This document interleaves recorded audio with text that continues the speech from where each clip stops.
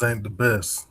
Look, Well, Ed just said as we came on live today that his eyes ain't the best, but all four together we form a Megazord and we is the best. It is Sunday. You know what that means. It's your boy Ms Maggiet here. You know, sometimes when you're doing things throughout the week, it's only been 7 days, right? It's been Yeah. 7 days since our last show, and it just seems like that all these other teams are SCUUURED scared. It seems like they scared. Carolina is scared. New Orleans is scared. It seems like at one point or another, Atlanta people were choosing the Atlanta Falcons to actually win this division. Oh, the media don't want that, and it seemed like the other teams don't want that. So now we got a lot of things to talk about today.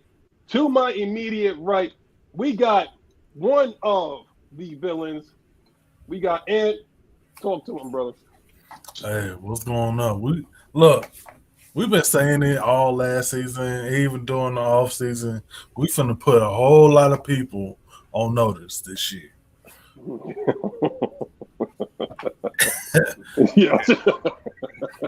Yes, yes. We finna put a whole lot of teams, fans, other teams.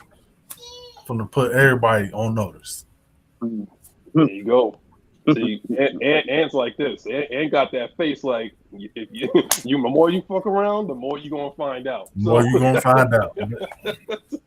Now below me, now you know, Coach, I always got two questions to ask you, man. Okay, so what is the temperature in Seattle? Because it's cold where I'm at. It's cold in New York. So what's the temperature where you at? And what you eating, man? Is it beef jerky? What you got today, man?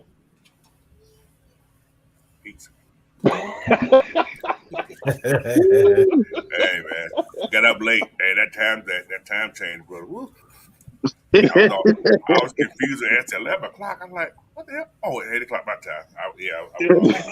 Coach just got up. Right. I've done about Now- 40 minutes, but good lord. Yeah. Now, But 29 degrees, man. It's cold. 49. Okay. 29. 29. Okay. 29. Oh, Jesus. Now, Jesus. normally I would say that for someone that is suffering from PTSD, you go to this man, but he has his own PTSD because right now he's about stiff as a board from eating those edibles last night. He got a We hand got our resident himself. blues, brother. Juan, what's up, man? Hey man, nothing. It look ain't nothing happening in here in the A. It's raining. I ain't in the office. I'm out of office. I'm gonna be that way for the rest of the day. Villains is here, baby. All right, so we got 23 people. It's just like my boy Andrew G. What's up, brother? I know you the first, and just like he said it too. He said first. He's always here first. My man, just like what my daughter say, I'm the line leader. My man, the line leader, straight up. When the club open, he's the first one there. 3 before 12. That's my boy Andrew G. What's up, man? He said it. That time change be messing people up, man. That time change. That's why I did it last night. Yo, And what's listen. bad about ours, ours may never change again. Oh man, so y'all stuck. Yeah, we're gonna see what the governor say, but I don't mind it be more daylight, so I don't care. They look. They trying to do that to Georgia. Half of us don't know our sleep schedule no way. Well, it's the federal That's government right. that approved it, so but the state gonna have the control of it. So Mm-hmm. Listen, I mean, when you talk about the regulators, you talk about making podcasts, man. What's sleep? But anyway, we gonna go into this right now. We got your boy Andrew G first. OG Big Sam, what's up, brother? We got Bucks Skull Game in the house. He's a Bucks fan. Just remember, okay? Appreciate you for tuning in anyway. Yeah. We got Lowski Yeah. saying touch. We got Shut. we got Mike. We got Mad Mike. I'm sure Mad Mike will be on later if things get a little bit spicy. We got Red Swarm. We got Jay Diaz. Yo, what's up, man? Like, yo, appreciate you coming in. We got D Coleman warming up the trolling. He's warming up. I know he's going to do it. We got 6-man K Styles. And anybody else that's there, please do not wait until the Q&A section if you have a question. And I know you will, because if you've been paying attention to social media, there's been a lot of things that's been going on. So if you ain't paying attention, you finna learn today. So we're gonna go into our first topic. I wonder. Derek Carr. The Saints. You know, one thing about the Saints is that they find money somewhere. Okay, they find money somewhere. Apparently, they signed Derek Carr to a 4-year deal, pretty much like $100 million guaranteed. Yeah. What y'all, yo, coach? What you think about Derek Carr signing to the Saints? Talk about who dat already with Chris Olave already. What you think, man? Well, they still got the same head coach. I'm just gonna put it at that. Hey, Now think about this. Now I'm gonna let you guys know. You guys don't know. He's the same head coach that drafted Derek Carr and couldn't do shit with him then. Are you listening? I hope you're listening. So I'm that's all on. I got to say about that subject. I'm done with that subject. I don't care. Yeah. Derek Carr don't frame me. I got a hangover. Y'all listening? Y'all shouldn't listen to Coach. Quick question: who's better, Adams or Olave? Oh, come on. That's what I'm saying. So I rest my case. Listen, but I mean, it looked like he nerfed Adams. I mean, Adams had a good year, but where did they go? Exactly. One day behind us. I'm just saying. What you think, Warren? What do you think about that? Derek Carr coming to the Saints. I think it's hilarious. It's like putting the same flat tire on your car, hoping it's gonna stay inflated. I mean, I like it. But here's what people aren't paying attention to. You guys, you're free to go ahead and drink the Kool-Aid from the media that y'all gonna be in first place in the NFC South. But I got a question for you. Who we gonna throw to? Because you're gonna lose somebody, and Kamara ain't guaranteed to play. Number one. So please don't think you're gonna have him as a staple. No. Number two, we already know pretty much who's gonna be on the field. If like my brother said earlier, if they do keep Taysom Hill, he'll be one. You'll have Chris Olave, and then you have Michael Thomas.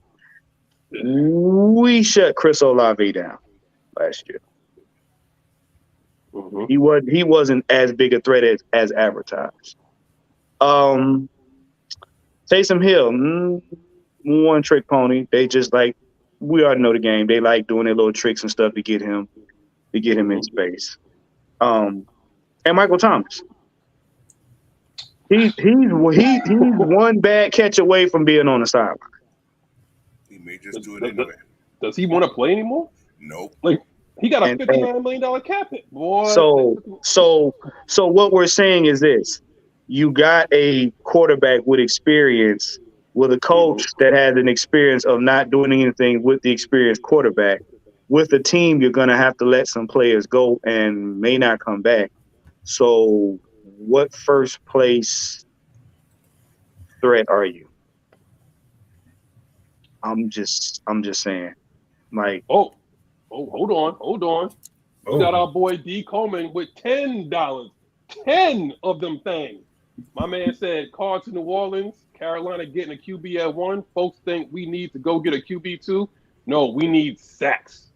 That part. I'm talking about big britches. Elephant size. Appreciate that, D. Coleman. But, Ed, what you think, man? Like, Derek Carr, man. Something that we didn't see coming. I actually thought that he was going to go to the Jets, but the Jets are on that swan song with Aaron Rodgers. You know, they falling for that Aaron Rodgers thirst trap. Derek Carr to the Saints. No, you know what? I'm not surprised. Why should we be surprised at the Saints doing dumb shit?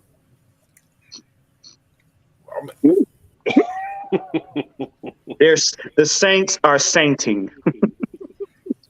I'm not surprised. Look, Michael Thomas might be released, cap casualty. Kamara going to jail. without no bail. Right. Like you said, Wine, we locked up a lot, baby. So who Like, I they? mean, Woo. Who who they gonna throw to? Not that. I don't know if you play fantasy, you better draft Taysom Hill, but you're gonna get like 100 catches this year on them drag routes. But see, but you know what? You know what, Magnus, was funny? You got people in the Saints community like, oh, they tweet now, oh, we just signed a used car. Yes, you did. Yes, you did. You signed Yes, a you Buick. did. You signed a Buick. Yes, you did. I ain't one of, look, and it ain't one of them Buick. top model Buicks either. It's one of them Buicks grandma got from the family settlement. On them Bro, hoopies. he said not even a Subaru, nothing safe. He didn't say Right. the safety of a Subaru. I mean, it's Right. a Buick. Like that Right. church car. You got that Sunday car. Right. Got that Right. hoopty. Got that hoopty that's Paul, been sitting in the yard. Yeah, but have y'all noticed? Every one of those guys, big name guys, supposedly left the Raiders the last couple of years, have quit on their teams. Ain't been no good. I'm just saying. And this is the I'm just name that saying. y'all wanted to put in y'all garage. Okay. Well, That's what I'm saying. Look, I'm gonna put it like this because at this point, the Saints are in cap hell right now, just like we were. You know, what they did is like what they say, hitched their wagons to a quarterback. They did not want to go into the season, with Jameis Winston as their quarterback. I do not blame y'all I at don't all. blame them at all. Nope. The only credit you will get from me is that right there. But what I will say is, I would be concerned if you guys don't have your safety blanket and AK there. I would be concerned if you have cap casualties like possibly Demario Davis, like possibly, like Slant Thomas, like possibly guys like on your offensive line. I mean, look, when you go for it and you sign, like if you draft well like the Saints did, I mean, I'm granted Terry Fontenot did come from the Saints, so they did draft well. Mm-hmm. Eventually that bill becomes due. And a lot of these teams around the league, that bill is due. That's why you're seeing a lot of teams have cap casualties and they're cutting people. Similar like, look, Bucks go, like that, that Bucks fan that's in the comment section, look, you guys, your bill is due. You got a Super Bowl out of it. Your bill is due right now. And I want to let you know that with Tom Brady, with Leonard Fournette already got cut, okay? Brady already got cut, okay? Look for a lot of cuts coming up. Uh-oh. This dude come in here.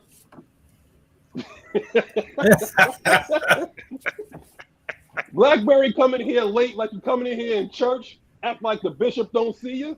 I see you, Blackberry. He had one finger up. It was good. I'm sorry, Pastor. I was in the middle of my of greeting the visitors and whatnot. The benediction. The benediction. The benediction. Okay. My bad. Continue. I'm sorry. No, Blackberry. Hold on before we go, because we got here we go. That's my son right there. That's my son right there. Shout out, Jersey. That's my boy right there. Yeah, man. Thoughts on the Falcons not going after? Marv. Hey, he like his father. He like starting stuff, man. hey. Shout out, Lil Warren. Shout out, Lil Warren. That's right. Pops, love your son. Keep doing your thing, man. That's right, man. But check this out, though. We talking about. I'm gonna get your thoughts on this because, you could finish this up. Derek Carr to the Saints. Don't worry, Mark. Don't worry, Junior. We're gonna get to your question. That's gonna set the whole show on fire. So don't worry about it. But Blackberry, it is Derek Carr that's going to the Saints. What you think, man? Oh.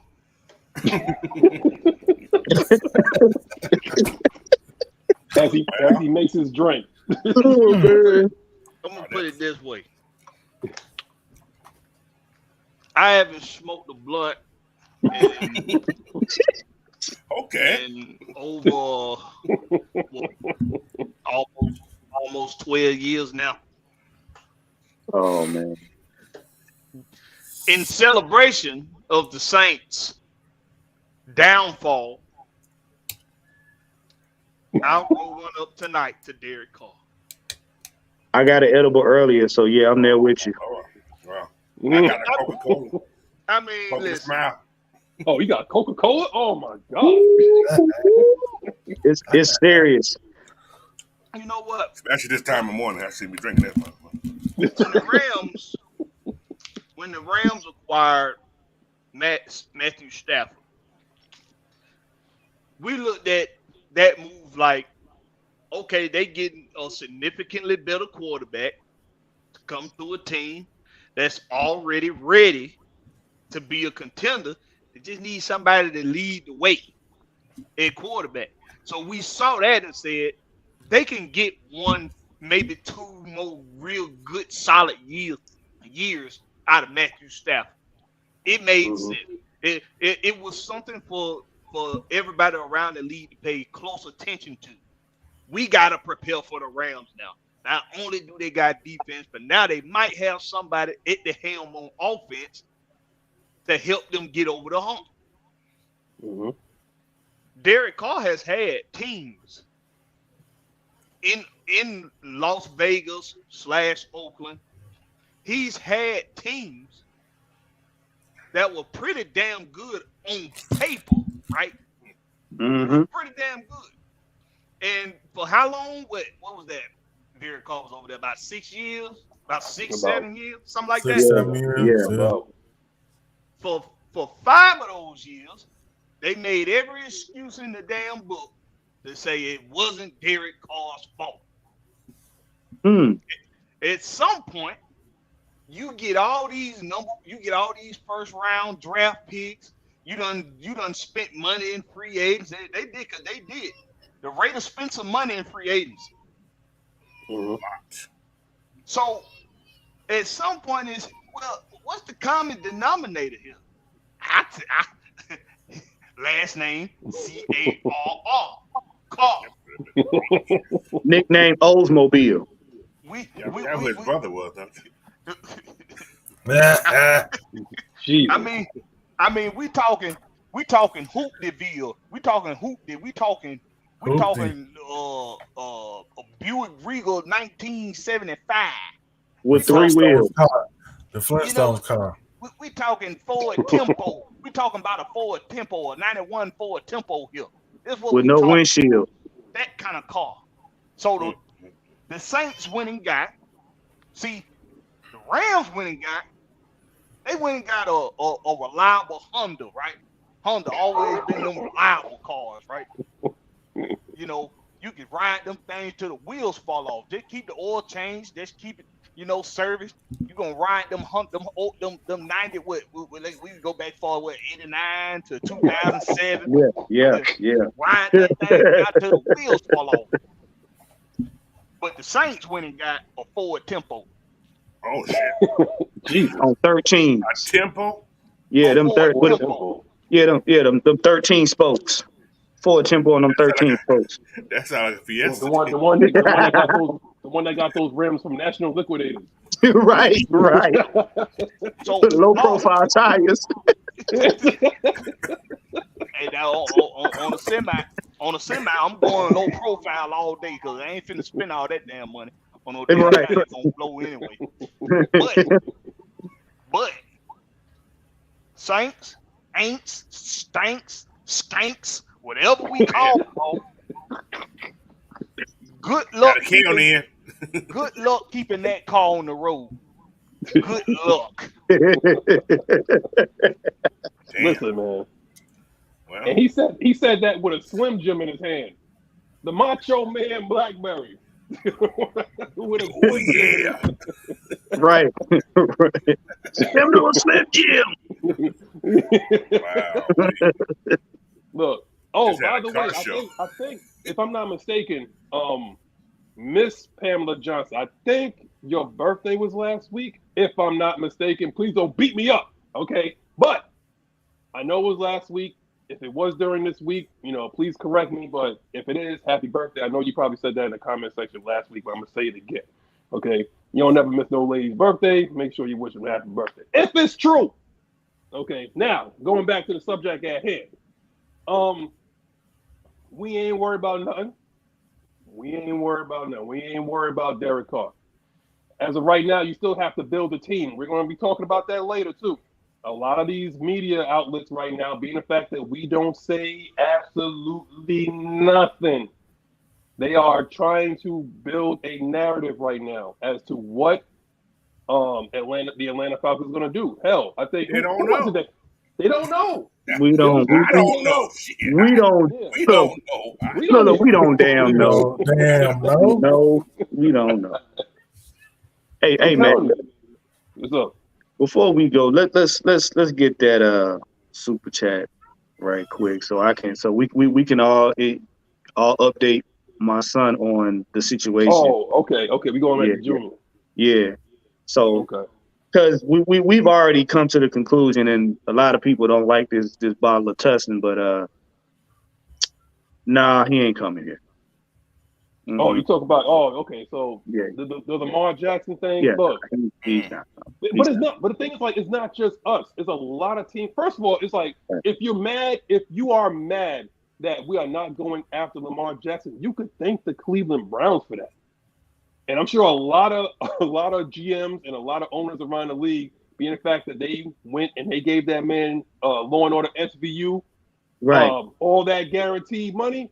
It's like Lamar Jackson was like, okay, watch this. And if you think he's the only one, Joe Burrow is up soon, Justin Herbert is up soon, Trevor Lawrence is up soon. So if you think it's a problem now, you just wait. You just wait if you think the money is bad now. So again, I would rather and can I tell y'all a story real quick? Let me tell y'all a story real quick.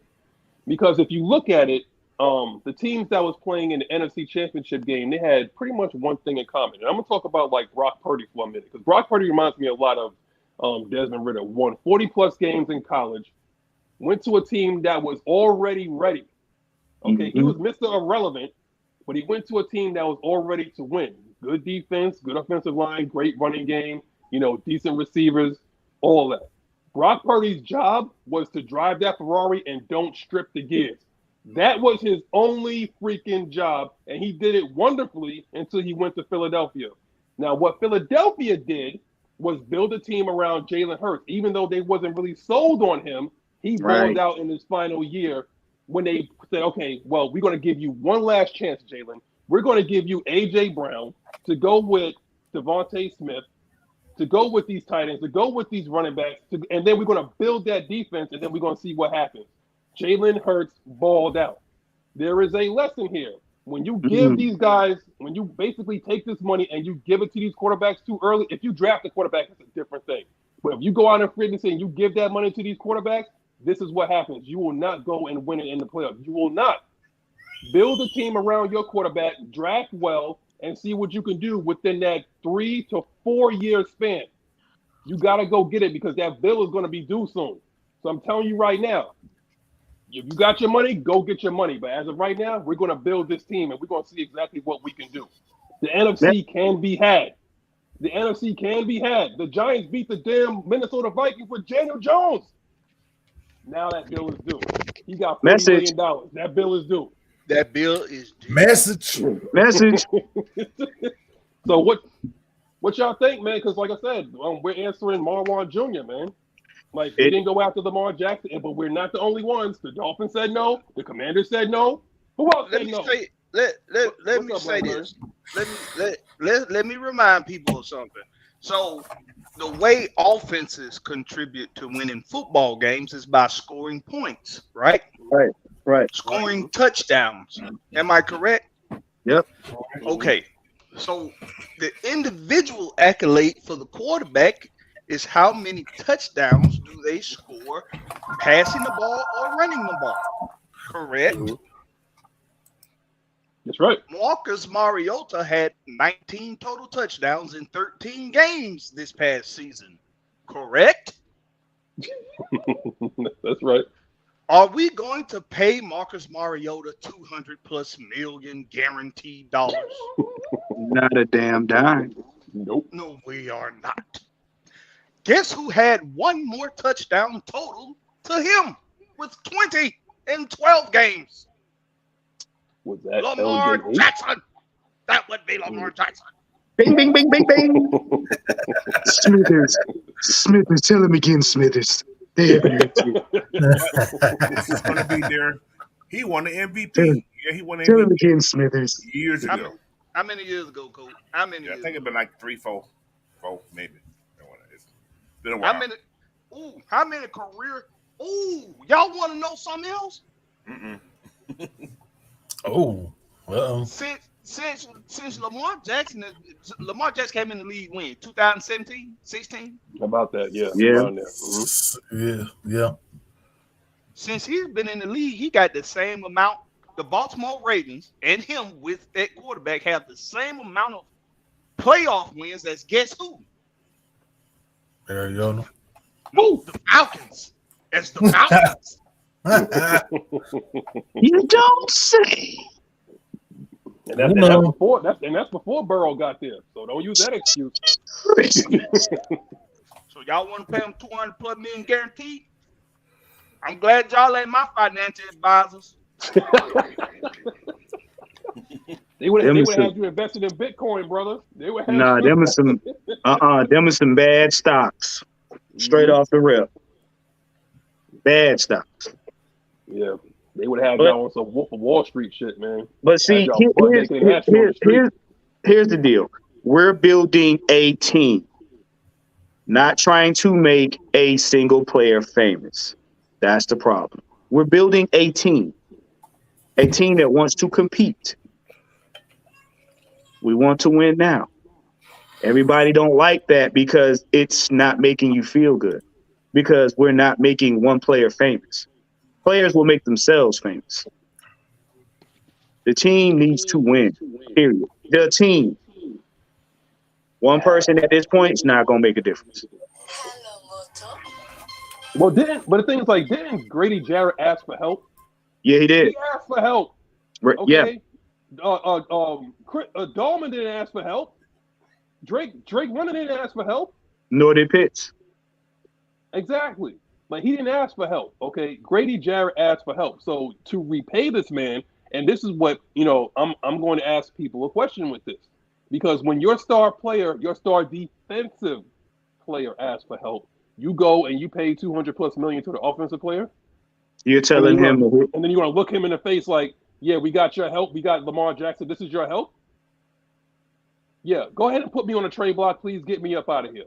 Right. Because now, remember, I'm sick of this right now, Now, remember, we weren't sure if Grady was going to re-sign with the Falcons a while back. Wait, hold on. Juan. Yeah? Blackberry, Juan, Coach, Champagne Bath. Look, appreciate you tuning in. I appreciate you tuning in. Deron Payne has Jonathan Allen. Okay. He has Chase Young. He has Montez Sweat. How much more help do you need? He don't need to ask for what help. all those guys got in common? Don't they all sound like their first-round draft choice? I'm This all were. Yeah. So what help? This is, but see, no, because we ain't attacking Champagne Bath, but we gonna make a point.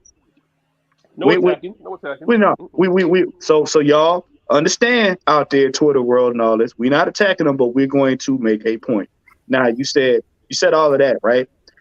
That's the same thing as us sitting up here having a full roster we had in 16. Well, having a roster we had in 16, saying that Matt Ryan needed help, but they went to the Super Bowl. He had a lot of veterans on that team. That team was well built. Bro, oh my God. All right. Yeah, we're not attacking. We're not attacking. Nah. But who else is on that line besides Grady Jarrett? Right. Grass. And then they moved him, to a 3-4, which means he's going to get double teamed even more. Right. Grady Jarrett has been getting double and triple teamed since he got on the team. Look at the Lions game. He literally was saying, like, yo, y'all going to triple team me? And nobody else created no kind of pressure. Right. Nobody else. Okay. And why do you think? No. Why do you think they consistently double and triple team it? Because Grady Jarrett is consistent every year. They know that anybody on the Falcons, if you don't deal with Grady, he gonna be a problem. Every team knows this. Mm-hmm. Every team knows this. Doesn't They matter know who you And they face. know ain't nobody else winning they one-on-ones. Oh, they Nobody know. else is winning their Exactly. one-on-ones. Nope. So Jesus.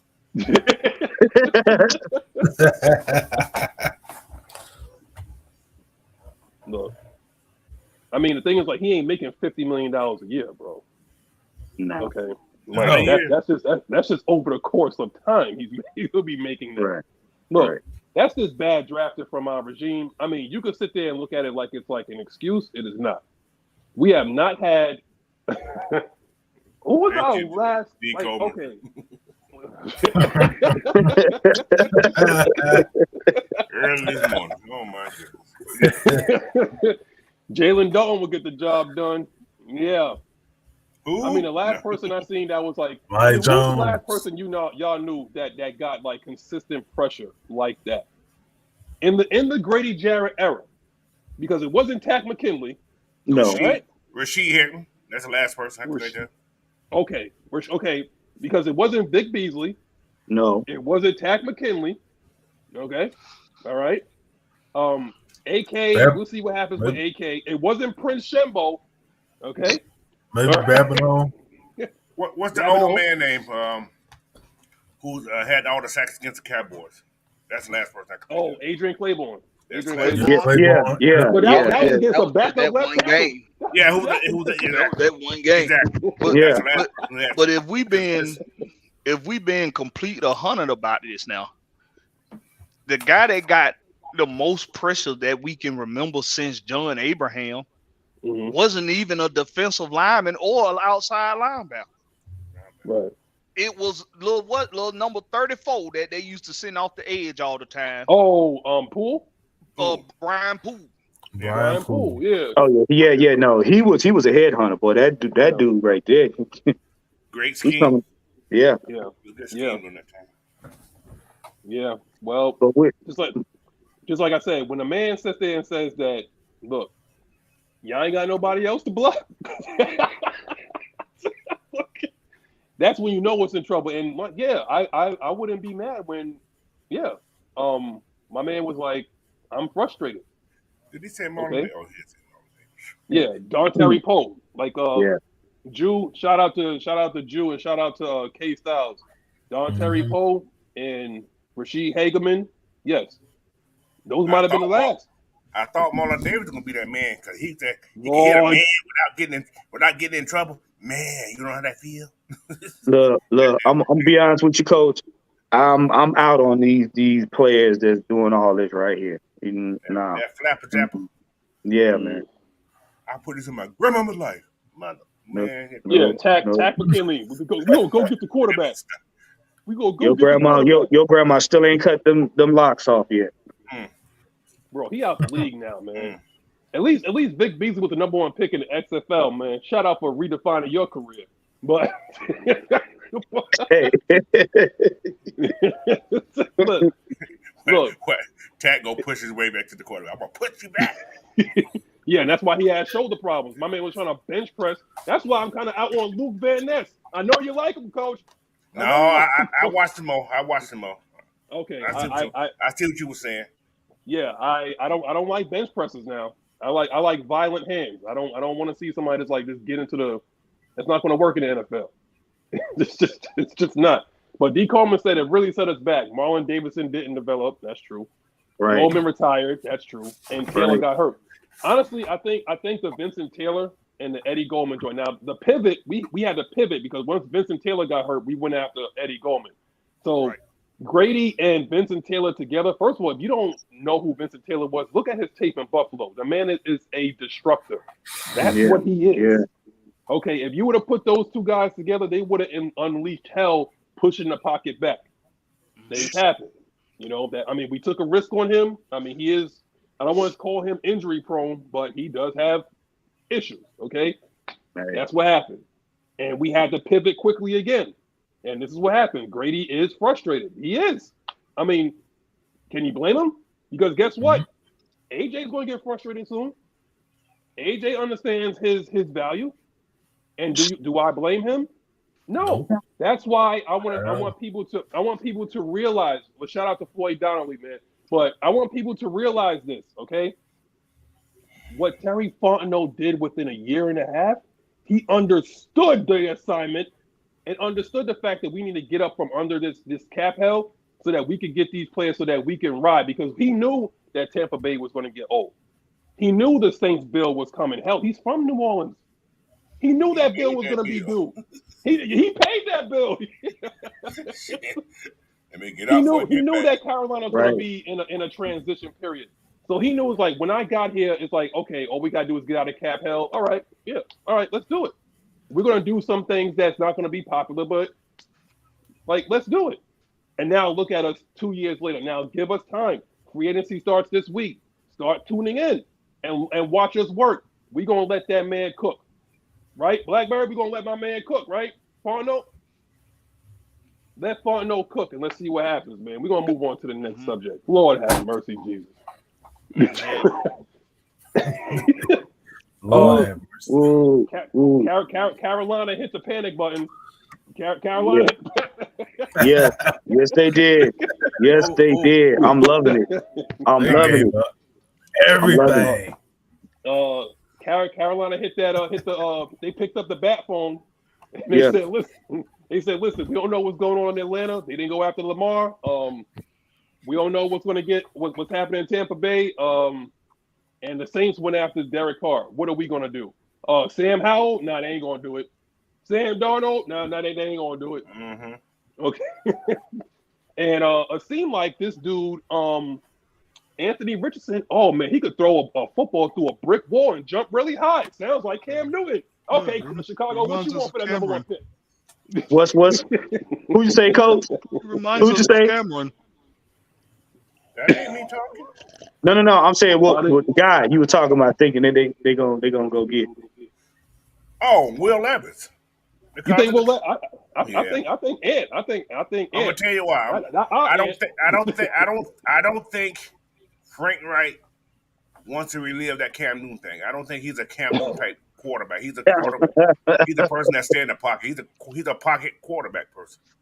Do you realize, Coach Richards? I'm gonna tell you what Coach is saying, because Coach like to create. He's gonna create chaos right now. Okay, huh?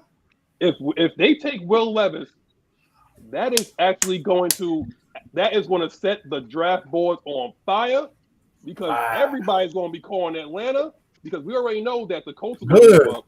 We already know that Houston is going to take probably C.J. Stroud, and our phone is going to be ringing off the hook. Good. This way.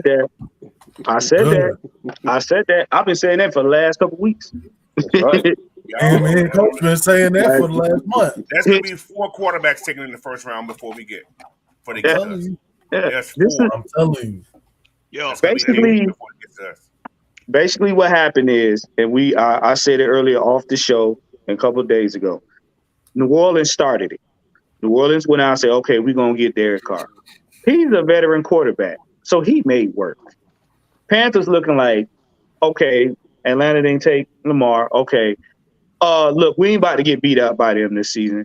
We're going to go and give, hey, Chicago, we want that spot. Chicago, like, all right, take everything. We'll give it to you.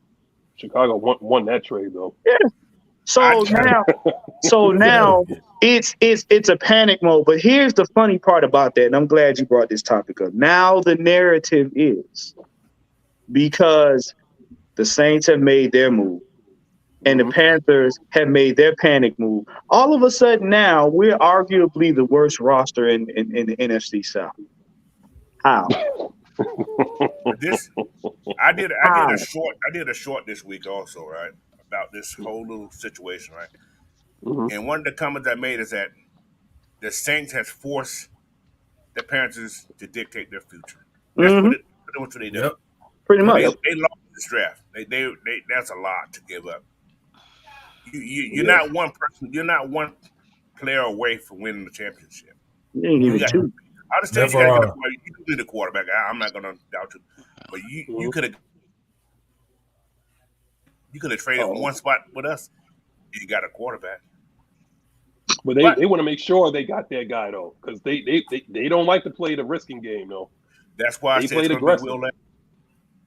That's why I said it's going to be Will Levis. So you going for the safe pick? I think because everybody. I think he's a type of quarterback that will fit Frank Wright's offense. It's just I'm looking at what he does. He does. Well, it's three of them that fit his offense. I don't think Anthony Richardson is his type of quarterback. That's just a person that running the ball, doing all that. No, that ain't what he does. RPO, yeah. He's a. I'm going to sit you in the pocket, which is perfect for Bryce Young, but Bryce Young's too short. Yeah, he's small. Like, he got to be on the outside. Yeah, so he that rolling out, So, but hey, that's their problem. That's a them problem now. Yeah, you know what I'm saying. Yeah. So yeah, but and to your point, Coach, and this is why we've been harping on it. The Atlanta Falcons don't need no quarterback carousel. We're in prime position. Why? Because the last 4 games, and I said it, the last 4 games of the season with Ritter was his audition. It was his audition.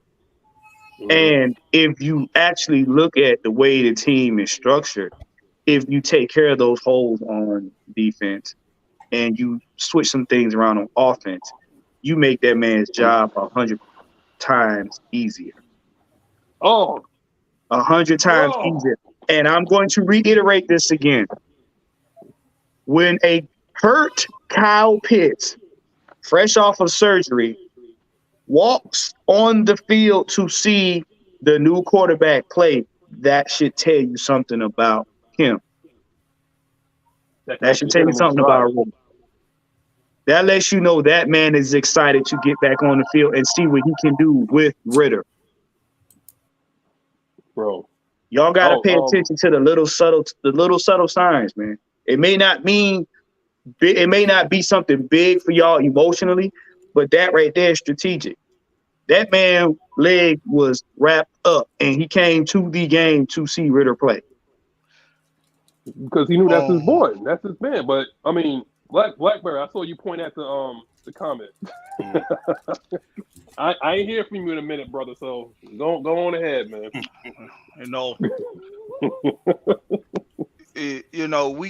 I get a little flack. I ain't gonna speak for everybody else, but I get a little flack from fans because they say, let us have our opinion. We can have an opinion. Y'all act like y'all opinion on one that matter. But some of y'all say stupid shit. Excuse me on a Sunday. But some of y'all say just stupid shit, man. Because everybody got an opinion and we supposed to let you have with it, that don't mean it ain't stupid. That's a dumbass comment. That's dumb. Let's remember. How about we say this? Like, I don't even know. Coach is our computer guy. He's our stat guy. He's our analytics dude. Coach, I know I'm asking a lot with this one, but I want to know, do any of y'all know that any first-round picks that did not make the roster? Because that's going to look bad on the GM. The GM shop for the groceries. The GM does the drafting. So I want to know how many first-round picks did not make the roster. I will find that out. Because you do all that research, you do all that, digging and whatnot, and finding out, poking and prodding, and analyzing these guys and scouting them, just for them not to make the roster. You might as well go on LinkedIn and put your resume back out there, because you will be fired if your first-round pick cannot make the roster. That is a big problem. Magnus, while Coach looking this up, I'll interject on this. You do realize, Champagne Bath, that every person in free agent, every draft, every trade is like the lottery, because nothing is guaranteed. Not one player. I don't care how good they are. I don't care what team they go to. I don't care what they did in the combine. They are not guaranteed to help your team win. They're not guaranteed to help any team win. It's a crapshoot every time you do something in the NFL because you do not know how that player is going to play for that organization and that system. We've seen it time and time again. So everything in the NFL is like the lottery. Everything is a crapshoot. Nothing is guaranteed. Excuse But me. it's not. Yes, sir. How many draft picks don't make a damn team? And we're talking about actually make the team because Yeah, it's at least like a 3-year evaluation. Because at one point, guess what? Caleb McGarry looked like a bust. Like we gave Tack McKinley 3 years. Vic Beasley had 1 good year in 4 years. So again, like these draft picks that we had. Oh, need I go even further to Jalen Collins? We've had a lot of draft. Look, we've had a lot, but it's been at least like we give them at least like 3 years before we make a determination on them. Okay, it's at least like 3 years. You know, we say, okay, we got somebody here. Then you get guys that come in and they instantly make, you know, like an impact. Mm-hmm. Like Tyler Algier looks like he's going to be our bell cow running back for the next 10 years. He looks like that guy. Okay, Kyle Pitts looks like he's that guy. Okay, I'll go to another team. Micah Parsons looks like that's their guy. You know, but I think somebody said it in the comment section, like people were even complaining about trading up to get Patrick Mahomes. Because Patrick Mahomes did not look like Patrick Mahomes when he was at Texas Tech. He did not look like that. His footwork was all over the place. Look. Brady didn't look like Brady when he got started. He did. I mean, that's what I'm saying. Every player that comes in the NFL is not guaranteed to help your team win at all. It's not guaranteed to help any team win. You hope they do. You have high hopes and expectations that they do. But at the end of the day, you're not going to get beyond the rookie process, and you're not going to get beyond certain players fitting certain schemes and organizations. You're not going to get beyond that. Mm-hmm. That's just the name. That's just the nature of the game. That's the nature of the beast right there. But I mean, Carolina. I mean, a lot of people were saying this. Not even a lot of people. I just seen it like in the comment section. That they appreciate the aggressiveness from Carolina. I don't know if I would call it aggressiveness or call it like a panic move.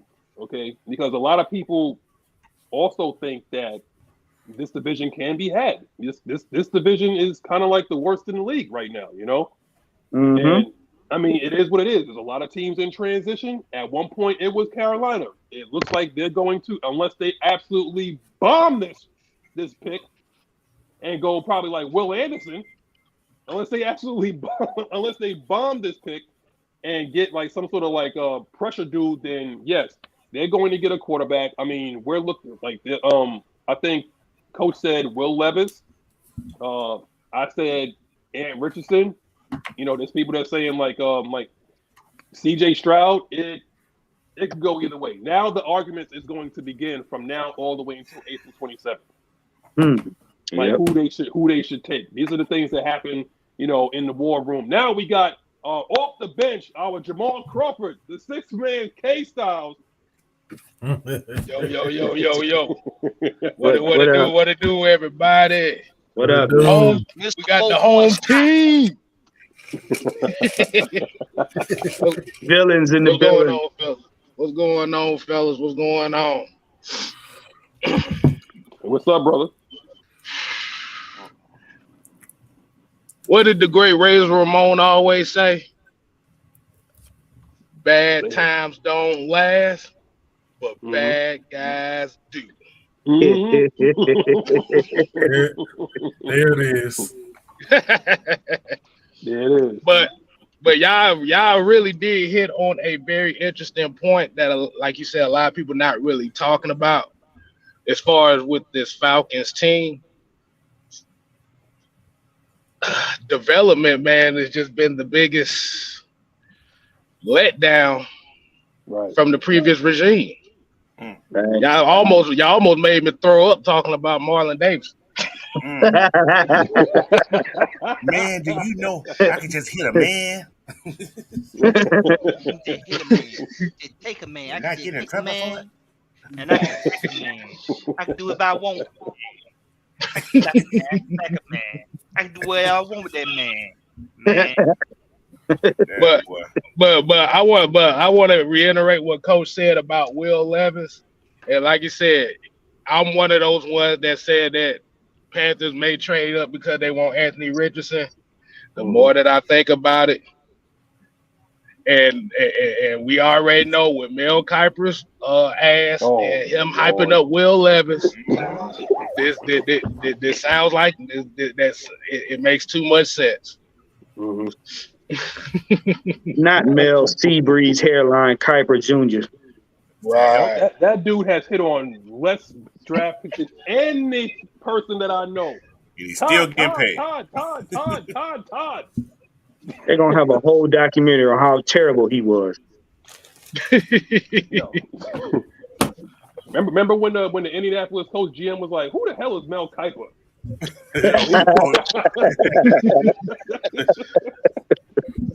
For real. But no, but K-Style's like you're right. And when it comes to development, that goes down to coaching. And we already know who we had at the helm. Okay, we know who we had, and fast and physical. He didn't say anything about development. Okay, he said fast and physical. Okay, he said nothing about development. He just happened to hit on Grady. You hit on Jake. You hit on Julio. You hit on Matt Ryan. But in order to develop, you guys got to have that. You got to watch tape on it also. You got to put in 12 to 14 to 16-hour days. It's a grind. Right. Those guys wasn't doing that. Oh, by the way, also he hit on Debo too. Another fan favorite. I will say something that's going to get me. I think I'm going to say something that's going to get me kicked off this show. Okay, Blackberry, check this out. I didn't like Keanu Neal. I didn't like him. Saw your face. Like, yeah, I'm gonna say something that Did you ever see that? You ever see that meme that had to do with the knives all at his face? Like, say something like controversial. Yeah, I said it. I didn't like Keanu Neal. You didn't like him when we got him, or you didn't like him even after the fact? I think maybe I just looked at him like maybe like a fourth linebacker. I know he played about a 4-3 nickel or something like that. I looked at him more like that. But in coverage, and when people started to figure him out, I was like, he can't really be on the. Yeah, they ate him alive. They ate him alive. Now he did have some highlights, like with the Jimmy Graham when he knocked Jimmy Graham out. Then he thought he was going to get 6 on that, and he baptized his ass. But you know what, D. Coleman, don't start with me, man. Okay, I am not a safety snob.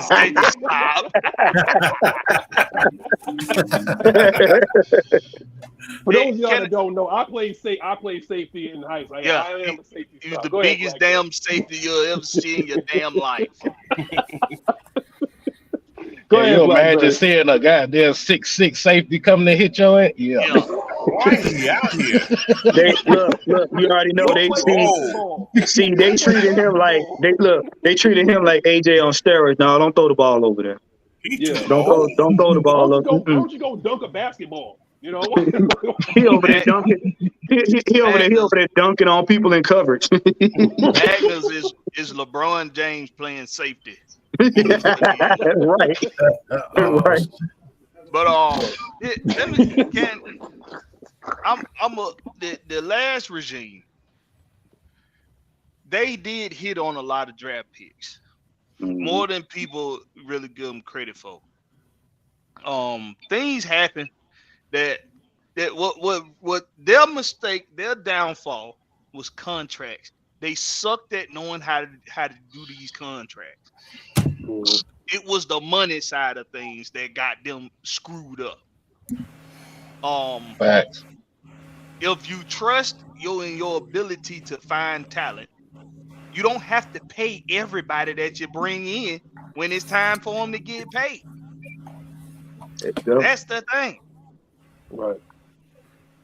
So what we can't control is people getting hurt. Ricardo Allen got hurt, then Keanu Neal got hurt right behind him. True Font was hurt a lot. Debo had issues. He had them shoulder issues for a long time. Yeah. And on the line, we just couldn't keep guys in rotation because they didn't hit on the line. Now they hit everybody else. They hit with Grady, but other than that, they didn't hit with nobody else on the line. Up front, should I say, if we count the outside linebacker core. So you know what? It was on its way to being a promising defense. In 2017, they were the 8th ranked defense. Yep. We won a playoff game. We lost in the second round to the who was it? The Rams. And injuries just piled on, and now you got a bad contracts with a lot of bad injuries, and the contracts reared their ugly head because it's like, damn, you ain't got no depth now because you ain't got the money to get the depth. You didn't have the money to get it. So it looked bad on the organization, and that's why they're not here anymore. And when we tell fans this and we tell them we now have a regime in place who plan on having that kind of success with that kind of production and that kind of talent, but also have somebody to come in and plug in after those guys aren't available anymore, whether it's because they cost too much or whether it's because they get injured. Whatever the case may be, we'll have somebody in place to fill in that spot. Why? Because we'll have the money to get that depth. Will said this on the Rex pit this past Thursday. He said that exact same thing. When you got the money for the depth, you make sure you always got money for depth. That's what the Steelers have done forever. That's what the Ravens have done forever. That's what the Patriots have done forever. That's why they always are in the mix. The Pittsburgh Steelers seem like they should be terrible every year after being, but for some reason they are always just the next good. Man up. Always they are good at having the next man up because they trust their ability to go find the talent without having to pay them. Without having to pay everybody as soon as it's time for them to get paid. Maybe one guy, maybe two guys. But handing out 4-5 contracts at a time a year is crazy. So that's why we not going after Lamar Jackson. That's why we not looking at a quarterback in this. I ain't gonna say they not looking at a quarterback. Anything can happen. Right. But that's why what we tell you all makes more sense to us since it's just our opinion at the end of the day.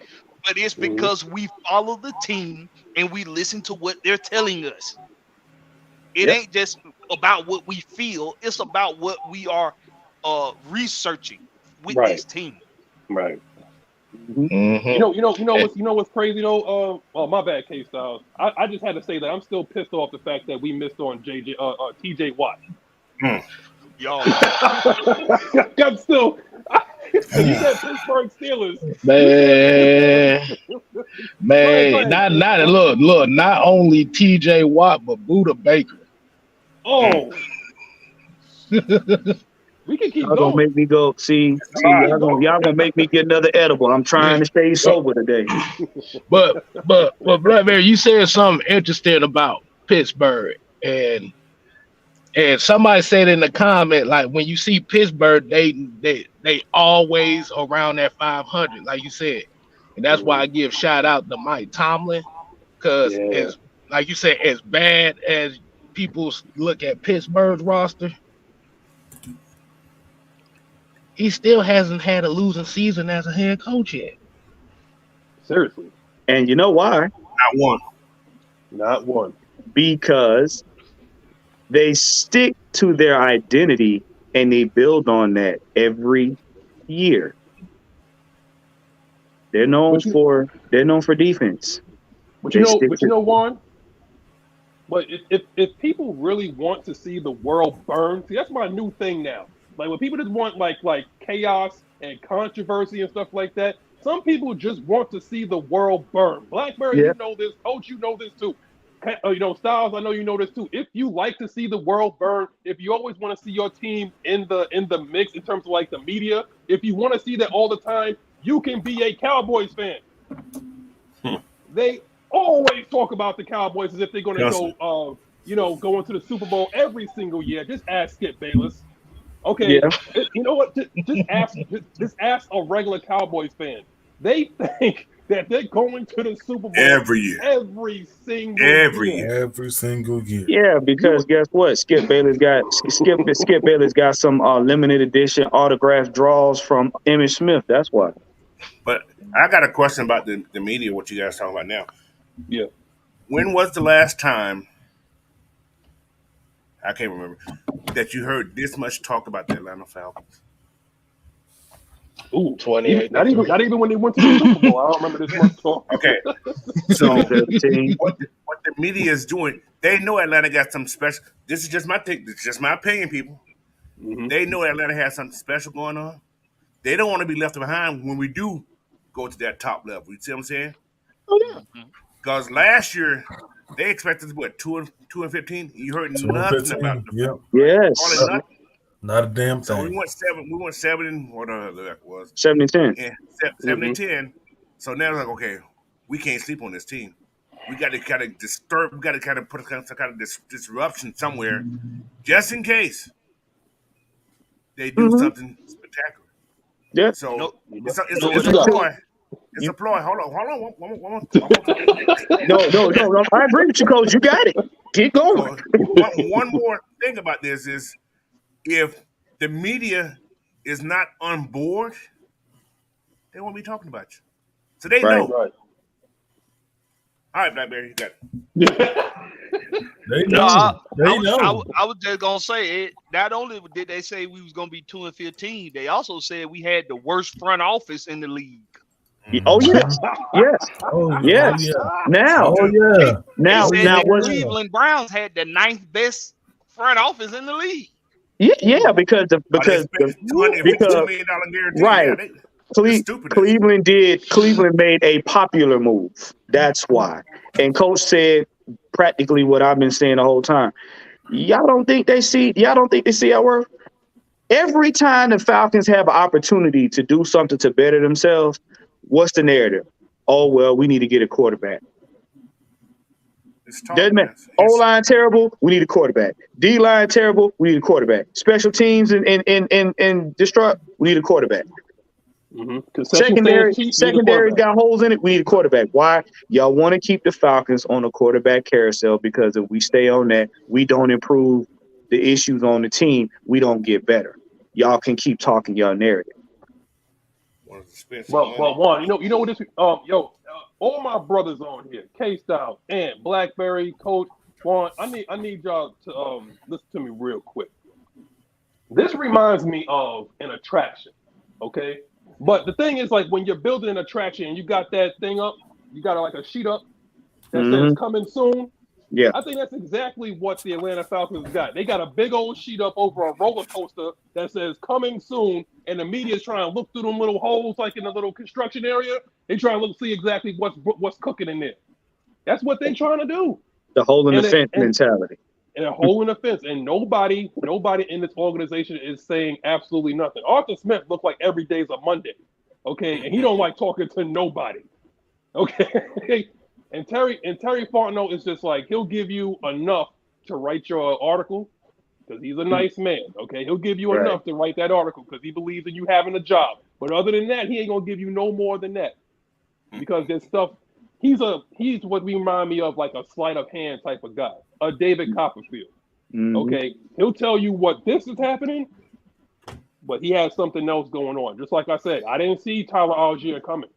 Okay, I didn't see a Troy Anderson coming. I did not know these players, and that is my fault. Okay, because I had no idea who these dudes were. Montana State, BYU, I don't know. What's looking at them? Go ahead, Warren. I just want to say thank you. Thank you, Skanks. Thank you, Panthers. Thank you very much, because you make it easy for us to do what we do. because now y'all making them panic moves. All we got to do is sit back and wait and take our pick. And then at the same time, like I said before, we got a lot of players that could be falling to us at 8. But as I said, pay attention in these next couple of days because Falcons will be getting phone calls. Trust and believe that. That phone's gonna be ringing off the hook after number 1. Whoever goes number 1, that phone is ringing off the hook. But because you making number 8 look a lot better. I want to ask Styles and I want to ask Coach this question because those guys do all, like a shitload of research and whatnot. So Styles, let me ask you something, man. And Coach, how do y'all feel about Brian Branch if we don't sign IO? Alabama, not at 8. If you have to trade back, like he may be there, but I don't think he's gonna be there at 20. I don't think you trade back. He's a second. I think he's a second round guy myself. Think so? Okay. I say late first round. Yeah, like you said, at 8, hell no. Hell no. No. Because but I still feel if I still got 2 people in mind. I'm gonna say this until it happens. If Will Anderson's not there or Jalen Carter, I'm trading back. Simple as that. You still don't like Gonzo, Coach? Well, what about Tyree Wilson? I'm trading back. I don't. But from what I've been looking at, I think Seattle they real high on Tyree Wilson, so he may not be there at 8. Yeah, he ain't gonna be there.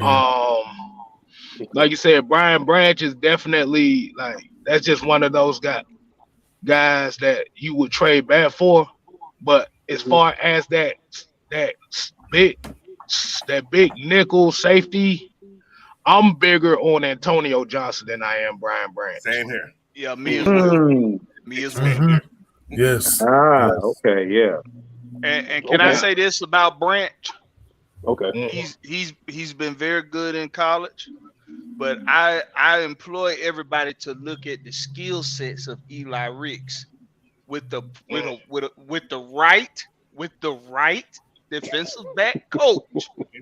He will have a better career than Branch because he does what outside corners are supposed to do first better than anybody in this draft, and that's take the sideline completely away. Did you give a shout out to Jerry Gray, Blackberry? You give a shout out to Jerry Gray? But hey, y'all don't be fooled. You may find a DB coming out from Idaho State. So just people, I'm just saying, man. Hey, look, I'm about to say, boy, he might be looking at Riley Moss from Iowa. Oh Lord! Hey, I'm gonna let y'all know something. Hey, Riley Moss, he no bad choice now. I'm gonna let you know. Coach, don't do it, Coach. Don't do it, Coach. Listen, Coach. Hey, Coach, I don't need no Jason Seahorns on my team, Coach. Hey, from the sound of it, you may have 2 Jason Seahorns at linebacker. Never know. Listen, no. See, with somebody named Jack Campbell, that dude look and sounds like he's made to just hit people. Mm-hmm. That's all. But we're talking about a position, okay? I ain't trying to throw the card out there, but you know what I'm saying. Do you realize the fact that people will be lining up with pitchforks if they were to draft, and you know how to feel about Matt Ryan, okay? And you know how to feel about Dez. You know how to feel about Dez. If they were to get a white corner, oh my God. Ready to burn to the ground. Oh. You're bringing Jesse Bates in here. He's almost there. He's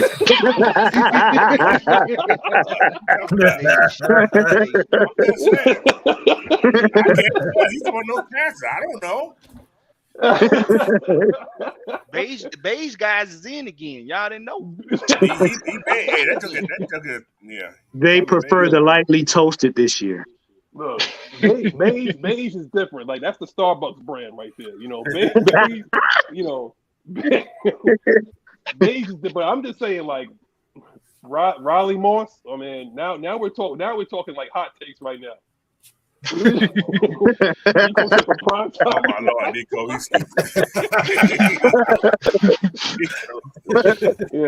Nah, but my thing is, if we're like Juan said about is listening to what they're saying, Right. is the main thing he said is we're looking to continuing to add pieces. Now, when we break down the word continuing, does not mean one player. That means three, maybe two, 3 or 4. Yes, sir. So, like you said, if they're high on a guy like Jalen Carter, or they high on Will Anderson, and they're not there, I wouldn't be surprised if they just trade out the first round in general. Right. I see that. Right. Because breaking news here. By Ian Rappaport. This is for the sole Bucks fan that's in here. Looks like the Bucks are expected to target ex-Rams quarterback Baker Mayfield as a starter. You know what, AJ? I just need your hands like this, AJ, because he's gonna be throwing it right to you, brother. Keep your hands like this. Did you say who? Hold up. Time out. Did you say Baker Mayfield? Baker Mayfield. Ian Rappaport. Via Ian Rappaport. Wait a minute. Hold up. And I'm gonna do this one time. My headphones ain't working. Thank you very much. Bucks. You did a bang up job. Thank you very much. Thank you very much. Earlier was glorifying that. He was glorifying getting Baker Mayfield like he was excited. He was excited about getting Baker. But thank you very much. Thank you very much. We have the youngest quarterback in there. Yeah. On there. Yeah, no. But see, wait. But remember now we got the worst roster in the NFL. Yeah. Especially in the NFC South, arguably, that's what it said. Thank you very much. Y'all make this draft so easy. One more question. Wasn't Baker Mayfield with Carolina and couldn't work out of Carolina? Yes. Right. Yes. Yes. Tampa Bay with the Soul Man, the head coach Soul Man, and do something different. Boy. So wait. So we got the Saints got to use Oldsmobile. The Bucks have no. They have they have a crybaby at that was Progressive. It was a crybaby at Progressive. He wasn't on State Farm. That's Mahomes. Oh, okay. He did something. And then the Panthers, they. So you know what? We can't trade back, coach. We got to go out and get Christian Gonzalez. We gonna need corners because he gonna throw right to our dudes, man. Hey, look, I'm trying to tell you. To get corners, man. I mean, hey, you don't have to be a big man to get an interception from Baker, though. No, you don't. OZ can get the interception from Baker. But hold on, but wait a minute. I just thought about didn't Carolina just draft a quarterback last year? Yeah. And they traded for quarterbacks, and they got quarterbacks in the free agency, and they bought quarterbacks out from Starbucks that was working at Starbucks. And the year before that, they traded for a quarterback. Quarterbacks. They love quarterbacks. You get one. You get a quarterback. They love quarterbacks. Look, that's an awkward treatment. That's a damn shame. I just thought. Well, no. But you know what? Carolina Panthers. No, but you know what? The Panthers, I mean, y'all was going for that 53 master quarterbacks. I mean, hey, quarterback at right tackle, quarterback at wide receiver. You got to get a quarterback at safety. Hey, Warren, that sounds like somebody we know. Don't that sound like the Falcons? We get a quarterback is head coach. This will be a touch football league. See. But like I said, the reason why I say that too is when we're going off of these quarterbacks things, like you said, the Buccaneers spent a second round pick on Kyle Trask. Trash, yes. 2 years before. Trash. and Remember, haven't played yet. He threw to Kyle Pitts. That's his claim to fame. He made Kyle Pitts a top 10 pick. Boy, he did a bang up job too throwing the Kyle Pitts. We needed that. Thank you. Now he can have like a bang up job throwing to our corners and our linebackers. Thank you, Kyle. Oh man, but look, man, these teams out. Look, let me tell you something. These teams got this NFC South looking like a junkyard. But go ahead, South. I know you had to say something. What you had, South? You did, South? Oh! I thought you were talking to somebody else. My bad. Mm-hmm. But wow, what the fuck they doing? I'm still thinking about Baker Mayfield and the Buccaneers. What they doing? Like, damn. The Saints have started to kind of bullshit with these people. They got them going crazy right now. Boy, we look, man. Saints, y'all have done a bang up job of playing red light, green light. Oh. Bro, but here's my question though, and it's not even a question. It could be a statement, maybe, But let me ask you guys a question. I'm gonna ask the comment section the same damn question. You could answer this if you would like. When you draft a quarterback, okay, because you're basically drafting an heir apparent, so do not believe what the media tells you that you have to draft a quarterback in the first round, and that means that that's your heir apparent. When you draft a quarterback, okay, whether it's in the first round, second, or third, anything day 3 is like, okay, they're trying to fight to make a roster. Okay, but round 1, 2, and 3, it seems like the Bucs and the Carolina Panthers have the same damn problem. They do not believe. They looked at these guys and didn't believe that they had it. Why does Atlanta believe in Desmond Ridder? That's why they jumping ship, because they know Atlanta has something special down there. We got to get a quarterback. They can't just use anybody now. Right. Think about it. See, if they don't get a quarterback, they know they was done. See, you said a good key thing too. Like I said, we got like you said, we got to get out this notion that these quarterbacks, like you said, the heir apparent. If you spend a first, second, or third round pick on a quarterback, that is a high investment pick. Yes, it is. Yep. Exactly. That's high investment, because once you get to them second and third rounds, there's a whole lot of good players still available. Yep. And if you do not play these guys, or if you don't give these guys a chance, now you're looking back 2 years down the line, like, damn, we just wasted a court. We could have had this guy in this round, but we picked the guy that we already gave up on. Mm-hmm. You want to know what I think it is as well? Magnus is hitting it right on the head. They see what we got down here, and it ain't personnel per se. They see the coaching staff, they see the front office, and they see what they've done before, and they see what they're capable of doing with developing talent and finding talent late in the draft, and even outside of the draft. Right. They drafted a 5th round 1,000-yard rusher. Yes. Then something that goes very under the radar.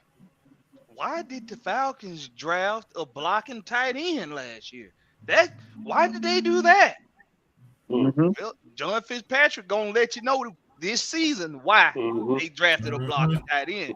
And then they look at Drake London, which a lot of the people that was paying attention to Drake London going into last year's draft, what were they saying? Oh, he doesn't have the foot speed. He's not fast enough. He's just a jump and go get it guy. But what did he show you all this past season? That dude got wiggle. That he's capable of getting open. By himself. He don't need no help getting open. He's capable of doing it all by himself. Well, it's almost like, so the Falcons figured that out. And then what they not gonna tell you, but I'm gonna tell you, is that Desmond Ridder reminds them of Matt Ryan with with some more feet. upside. With more upside, meaning he can do what we wanted, Matt, what a lot of us wanted, including myself, what a lot of us fans wanted Matt to be able to do more, and that's extend plays. Now he was good at he could do it, but it wasn't persistent. It So looked ugly. they look at Ritter, they see Ritter got the attitude. They see Ritter got the leadership capability. Talk to me. They say Ritter got the arm. They see Ritter has all of the intangibles to be great. And then they see Arthur Smith is his head coach. And they say that young man can do something. We can't let the rest of the fan base know what this dude is about. We gotta send him somebody else. We gotta get him Lamar Jackson. We gotta get him somebody. No. I want. Can't let this go down. I want to say something real quick. I see you, Juan. I like where BlackBerry is going with this because I'm not even going to talk about fear. It's not fear, but fear is based on the unknown, and there's a lot of unknowns that's going on down in Atlanta because nobody's saying anything. The thing about the past regime is that we talk too much. Dan Quinn talked too much. Fast and physical and a whole bunch of quotables and stuff like that, like the stuff that I get in my email every day at 8 a.m. All this inspiration, motivational crap and stuff like that. That's what Dan Quinn was about. The thing is to answer, right, brotherhood, you know, and the thing is about this is that, again, BlackBerry, I want to talk to you for a second, okay? Because Desmond Ritter and, K-Styles, I don't know if you was if you was in the background or nothing like that, but I want to talk to you too, brother. All right? I'm talking to everybody pretty much, but these particular guys, my brother from another mother, I need to say something to you guys, okay? If Desmond Ritter, because Desmond Ritter was pretty much a 4-year starter, is that correct? Yeah. Yeah. Desmond Ritter changed the culture of Cincinnati. Was Cincinnati Completely. in the top 4? You know, were they in the top 4 going to the college football playoff before the season began? No. No. The answer is no. Not since like the mid '90s or something like that. They far out of the conversation. That was a one-time thing. Yeah, they had 1 year. Now number two. The thing about Desmond Ritter is not going to be pretty. Okay, he is called a gamer and a leader. He is not Andrew Luck. He is not Joe Burrow. He's one of those guys that's a gamer. Okay, that's what he is. Matt Ryan was not considered a gamer. He was a field general. Okay, there's a difference between a guy like a Peyton Manning. There's a difference between a guy like a Russell Wilson. Pre-Denver Broncos, okay? That's what I'm talking about, okay? I'm talking about pre-Denver Broncos. We know. All right? That's in his future. Gotta put that TM on it. But my thing is, like, when you have a guy like a Russell Wilson that's considered like a gamer, an improviser, if you will. Remember the run that they had when they had a strong running game, when they had a good defense? Let me break it down even further to you. Arthur Smith is one of the most intelligent and respected coaches in this league right now in terms of his offensive mind. Let me break it down even further to you, okay? Arthur Smith, when he first had Matt Ryan, he tailored the offense to Matt Ryan's strengths. He came from a team that was in Tennessee that had Marcus Mariota and a Ryan Tannehill. They both were improvisers, but when he came to Atlanta, he tailored the offense to what he had, and the cupboard was bare. Outside of maybe Matt Ryan and a couple of other players, but the cupboard was bare. Year 2, remember, we talked about this, Juan and Ed, we talked about this in the pre-show meeting. Year 2, what he did from throwing downfield, he said that I'm going to put this butt face called Marcus Mariota under center, okay? And I'm going to hide my team's weaknesses, okay? I'm going to ground and pound now, okay? And we're going to play keep away because I know my defense is not really going to stop anybody. They're not world beaters, okay? So, again, year 2 was ground and pound. Eventually, Marcus Mariota forced his hand, and Desmond Ritter came in there, and he progressively got better. game to game to game. Now what they're saying is like, okay, I like what I see because Terry Fontenot said, "To hell with all y'all, what all y'all think. That's my guy." Terry Fontenot, and the thing is like, if Terry Fontenot didn't come out and say that, he would have absolutely believed to draft another quarterback or to go after Lamar Jackson. He would have to do that. Terry Fontenot is a scout. He does not believe in wasting draft picks. He is a scout. He's a scout. So he saw something in Ritter. He saw the leadership. He saw everything that Matt Ryan was with just a little bit of swagger and just a little bit more attitude. That's what he is. But it's not going to look pretty. So now what they're going to do is that I got the money. I got it from under the cap hell, right? I got rid of the poison that was Julio Jones, okay? I got rid of all these things that don't need to be here. I got guys that want to be here, right? And now I'm going to build around this guy. Hell, I told you about the story about Brock Purdy. If anybody was paying attention like an hour and 20 minutes ago, I told you about the story about Brock Purdy, that he went to a ready-made team. I told you about the story about Jalen Hurts, that he went to a team that was ready. They are going to build a team down here because that's exactly what's happening. Because guess what, Cincinnati? Your bill is coming due next year. And we're going to see exactly if you could keep T. Higgins. We're going to see exactly if you could keep Jamar Chase. We're going to see it. But I wanted to talk to you guys about that. What you guys think about what I just said?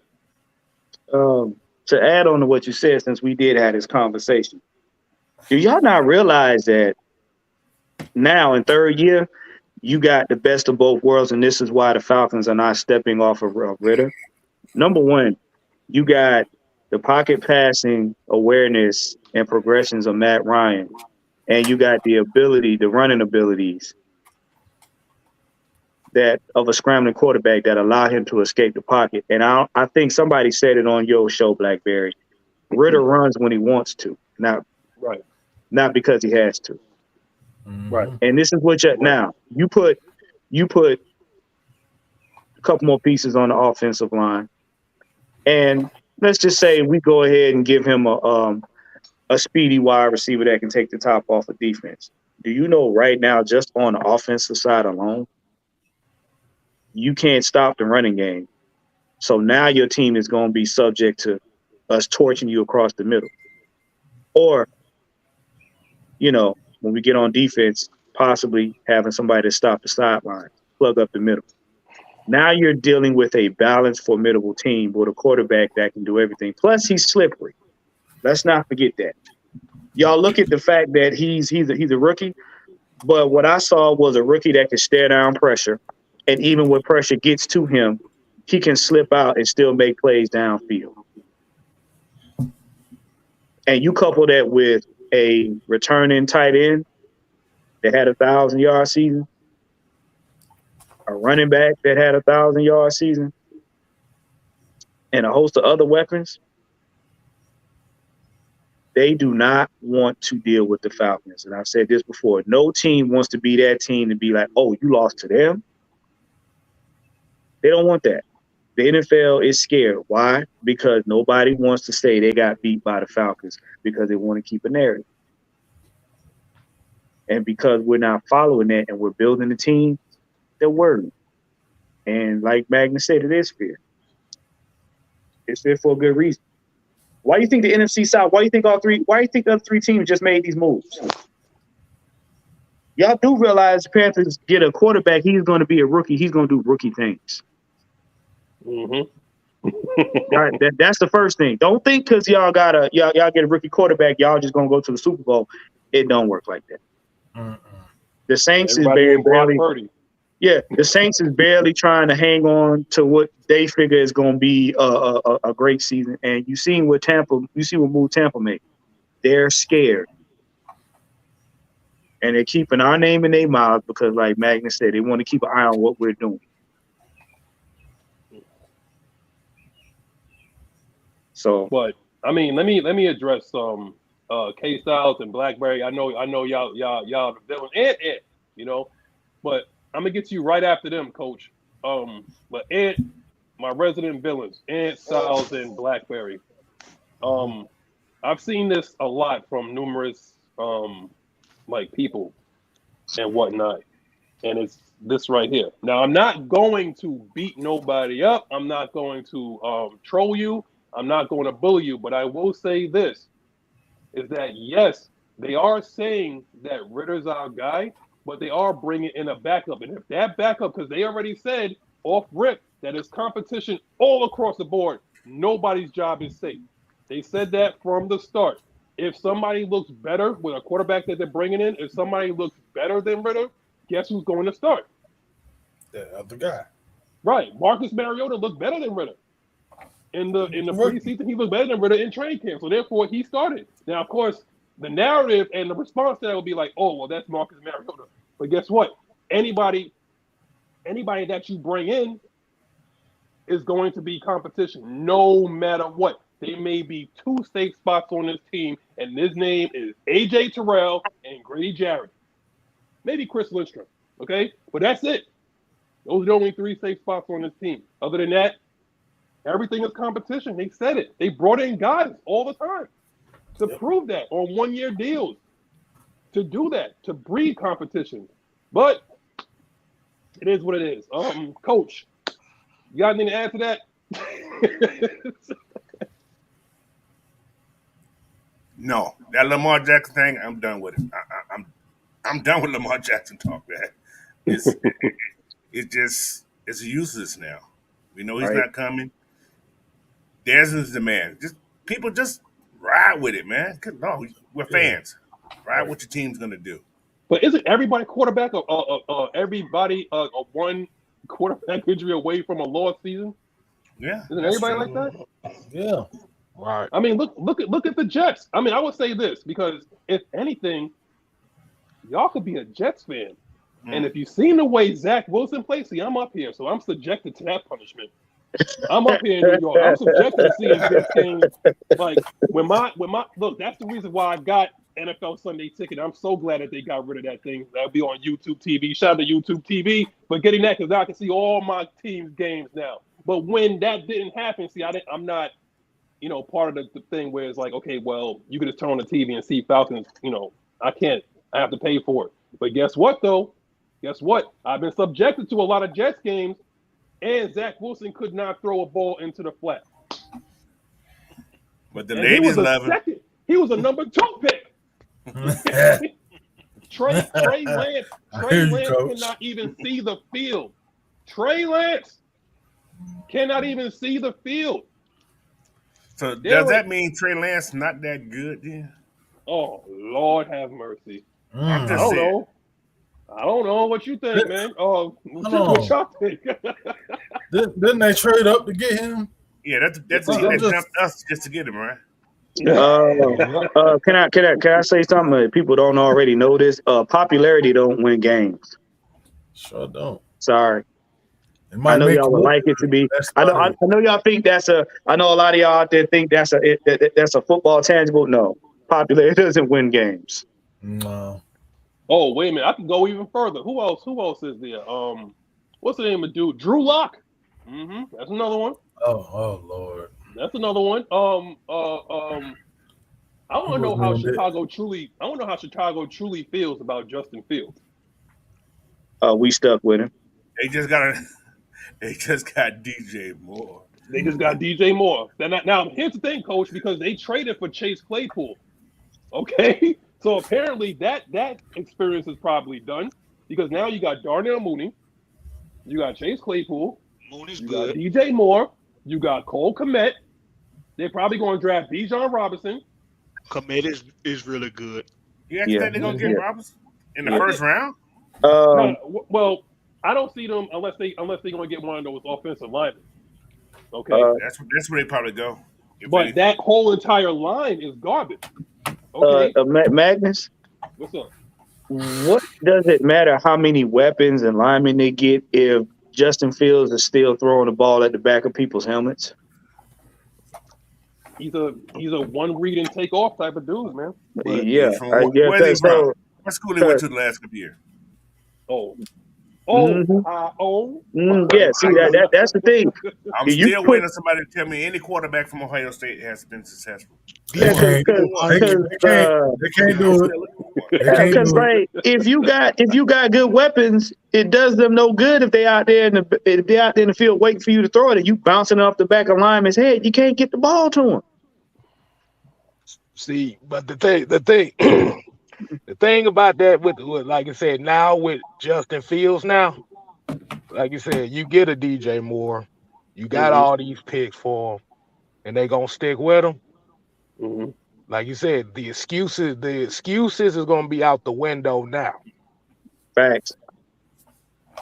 Like I'm with Coach when he said they probably gonna go offensive line with that 9th pick.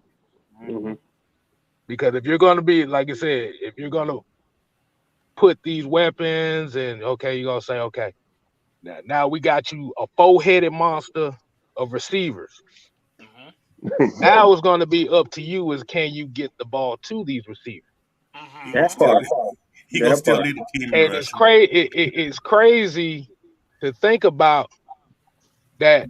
The same people, the same narrative that is down in Desmond Ridder in 4 games are the same people who's capping for Justin Fields. Who wanted Justin damn Fields. Right. The same boy. Because the idea is for the Chicago Bears is that we are going to show all these run formations. We're going to do all this running. Uh-oh. Derek could have got it. Derek could have got it. My man hit the factory reset, man. Go ahead, Blackbird. You there? He's in robot mode. Derek could have Derek could have got a stanky leg on his Wi-Fi. He cut me out earlier. I'm about to say the Black and Mild crew done took over. Yeah. But look, man, it's like this. You got all them weapons, right? And this is something Mike says on the regular. He now has to be a quarterback. He can't running around for his life trying to make first downs on his own. He's now going to have to be a quarterback. Yeah. So, like I was saying, the idea is we're going to show you all this different run, and we're going to have enough weapons for him that when it's time to pass, the defense isn't ready for it, and we got guys that can sneak into open spaces on the field. But guess what? The quarterback got to be able to throw him the damn ball. That's the part. Which is all we've been saying. Sure. They can be real good at running the ball, these guys. The Lamar Jackson, Justin Fields. They can be really good at running the ball. Mm-hmm. In Justin Fields' case, they got him running too damn much. They're going to run that boy into the ground. Yep. In LJ's case, we got too much evidence that shows he hasn't evolved at the position. It's too much evidence that shows that. Too much. He's yet to pay. He's barely made it over 3,000 yards one season in the passing in passing the ball. Barely made it over 3,000 yards. Hasn't even sniffed 4,000 yards. And with Justin, and with Justin Fields, all y'all say he had nobody to throw the ball to. Well, not only did they go trade for Claypool, but you trying to tell me Komet is not formidable? You trying to tell me Moody is not a rising receiver in this league? Mooney's good, man. I don't care what anybody say, man. And now you went and got DJ Moore, who's at least reliable. Yes. He's at least that. So it's gonna be zero excuses. And I dare one of you some bitch to come back on here and tell us that, he just need to get out of Chicago. You just need to get out of Chicago. That's what it is. Okay. No. No. Because like we've been saying, it's all good and cute. It's all good and cute when you running around making first downs for yourself, but you got receivers now that will get pissed off if you don't throw to them. Because ain't nobody gonna keep running routes, and you just got them out there looking like yard I mean, you toys know and stuff what? like that, little gnomes and stuff like that, and you running trying to go for a first down. Eventually, you're going to have to be a quarterback, not a running back with a throwing on. Let me define something real quick that people say about fans. Okay, this is a different channel. This is not what anybody would normally see regarding the Atlanta Falcons. If we know somebody is trash, and that's why I believe that there's a lot of people on here did not see the times that we was going through every bad draft pick that we've ever had, and every bad player on this team that didn't develop and turned out to be absolute trash, and every bad free agent signing that we had. Apparently, they must have missed that show, okay? Because we're objective.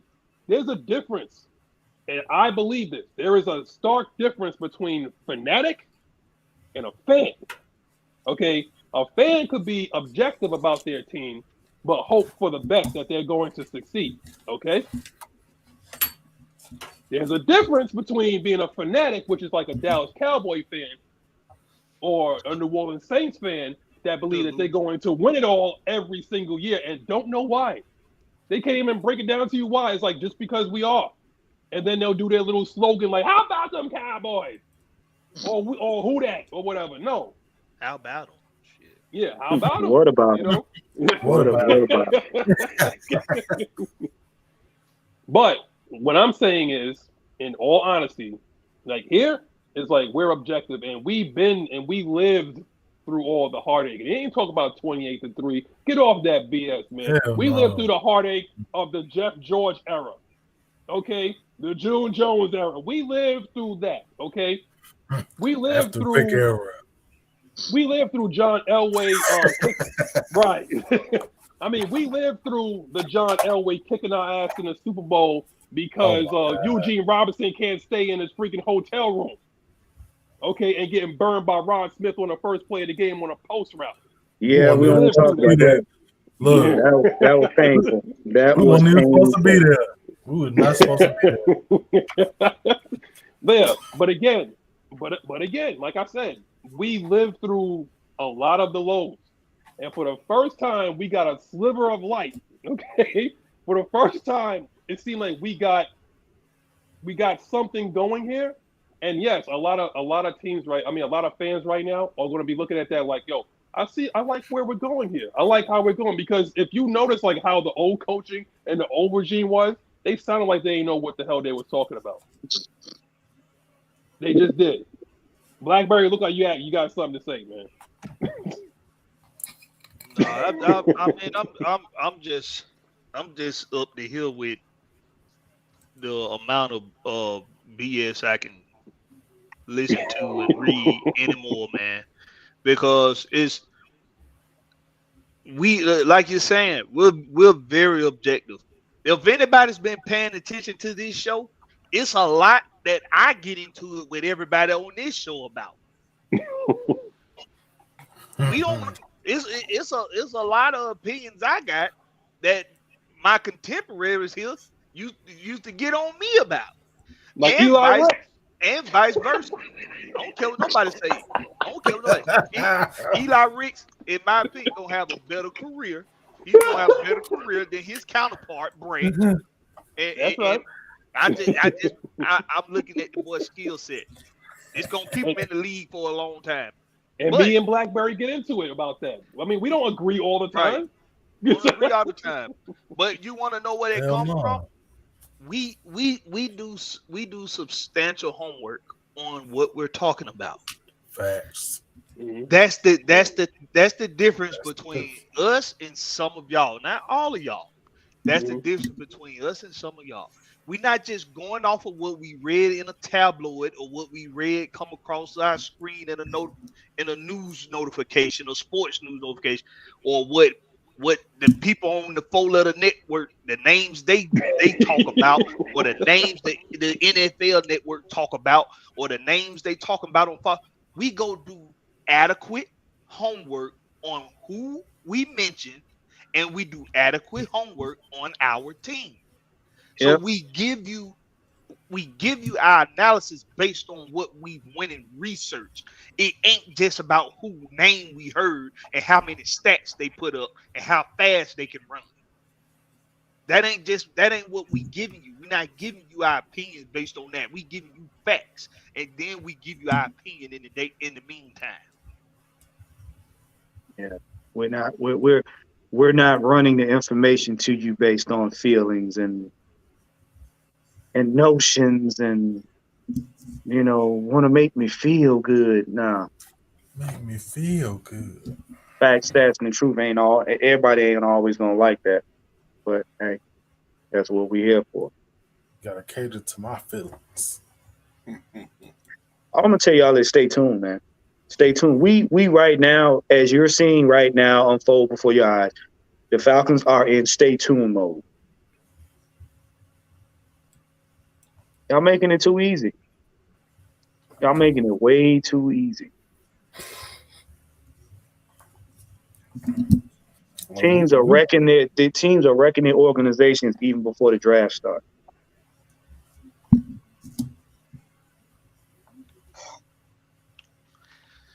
But yeah, man, that's right, Dane DiBiase. We give real in-depth analysis, and just like how y'all don't like what, just like how some of y'all don't like what, how Arthur Smith and Terry Fontenot, they not giving you everything you want to hear. They didn't say it in the media, so that must mean they mean this. Y'all quick to assume something because you didn't hear something. That's the craziest thing to me. That's what children do. Children do that. Oh, I told my mama I loved her this morning, but she didn't say it back before I got on the school bus. So that must mean she don't love me. I'm gonna tell on you. Just because you didn't hear them say it, don't mean this competition thing for real. This is asinine. Of course, it's training camp. If you ever played football, Big Ant, tell them. Magnus, tell them. Yes. Coach, tell them. Training camp is competition. That's what it is. Oh, hell yeah. Yep. Mm-hmm. Especially at the professional level, because it ain't with so much damn training we can give your ass at this level. If you ain't got it by now, You ain't got it by now. It's too late. Yeah, you ain't gonna get it. It's too late. See, I think where the problem is when they talk about the competition, when the competition narrative comes up. I think a lot of people be speculating that we be talking about guys like Luis Perez and Aaron Murray and Paxton Lynch as backups. Oh, God. You get better competition from one of the essays down there at Home Depot than those two. But any quarterback, like you said, any quarterback that's going to come in, if you look at the free agency market, any quarterback they bring in is, like you said, is going to be automatic competition anyway. Automatic. But at the same time, you want that guy to, okay, if he doesn't beat Ritter out for the job, a guy that could be willing to be a mentor and show him more of the ropes. Like I said, you could bring in a kind of competitive quarterback to back him up, but it's only certain quarterbacks that be willing to teach the ropes. Mm-hmm. This is why guys like Chad Henne, guys like Josh McCown for damn near 20 years. This is why they always Matt Sharp. This is why they always ended up with backup roles, because they were willing to teach. See, now when we look at a lot of the young quarterbacks that's in this league right now, can y'all tell me who they backups are? No, they can't. And I'm not finna pay Ryan Tannehill $6 million to come in here and for competition and don't win the job, and he don't even want to help move the young man along in their career. He don't even want to help teach him. Well, here's the deal. This is the reason why they talk about competition. Competition for two reasons. Competition for the fact that y'all hope Ritter lose the job so y'all can say, aha, we told you so. Number two, do you not realize that in training camp, if the quarterback that you bring in for a backup has any kind of sharpness to him, iron sharpen iron. So all that's going to do is propel Ritter to be his best without any hesitation. That's what you're going to do. You want to see how good a man is, bring somebody in that he feels it could be adequate competition, and he's going to compete harder. Mm-hmm. And see, this is what we keep telling y'all. The difference between Ritter and the average rookie is Ritter played in the last 4 games of the season. The last 4 games of the season, not the first 4, when everybody was figuring it out. The last 4 games of the season when teams were making their playoff runs. That is the most difficult part of the regular season. Because teams are going to play their hardest at the end of the regular season versus the beginning, which means Ritter got all that smoke from teams. I don't care if they had second string on the field or not. So what that means is he's going into training camp experienced. He knows the speed of the game. He knows how the pressures come at him. He's learned how to make plays. And he's seen enough to where now when he goes into training camp, he gonna kill it. And all you doing is add somebody behind him that's gonna eventually learn from him. If you drive the quarterback to go behind Ritter, he's gonna do nothing but learn from him and going to push Ritter. One, I'm telling you now, man. You said it. You said it absolutely. Man, no, you said it. You said it right. You said the last 4 games, which means that Arthur Smith and Terry Fontenot did not give him a lot of rope. They didn't give him a lot of rope. Dude was like, okay, we're going to give you the last quarter of the season. Sink or swim. Show us something. But guess what? You be playing against some top tier defenses. And once again, whether you said, like it's like the backups or not, the scheme is still the same. But you're going to be playing against a lot of, tough defenses. Show us something. Right. Show us that whether or not we need to go into the draft or do we need to hit free agency to find, a suitable starter. But you're only going to get 4 games out of that. But I'm not going to address that. I see you, Blackberry. I'm not doing it. Okay. I'm not doing it. But again, what I will say is like there's some people that are saying like Teddy Bridgewater, Jacoby Brissett. Yes, these guys were backups, but I do believe that they believe in this league that they can be starters somewhere. Jacoby is not I'm not going to say he's not a starter, but he's a guy that he has to have pieces around him to be successful. I think he believes that he could probably compete for a starter job somewhere. I do believe that. A guy like Kareem Hunt believes that he could be a starter somewhere. I think particularly he's tired of sitting behind Nick Chubb. I think he went to Cleveland to rehabilitate himself after he sat there and punted that chick on video, if y'all remember that.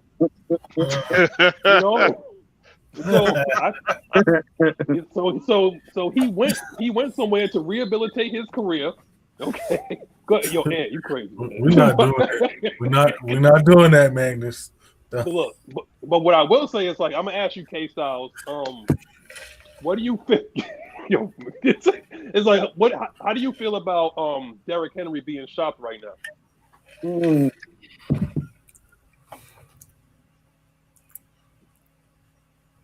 I'm gonna be honest with you. I'm not surprised. Mm-hmm. I'm not surprised. I mean, if you like you said, and no Derrick Henry, hell no to Atlanta. No, that made me thinking that. No. Well, let's look at it from this standpoint.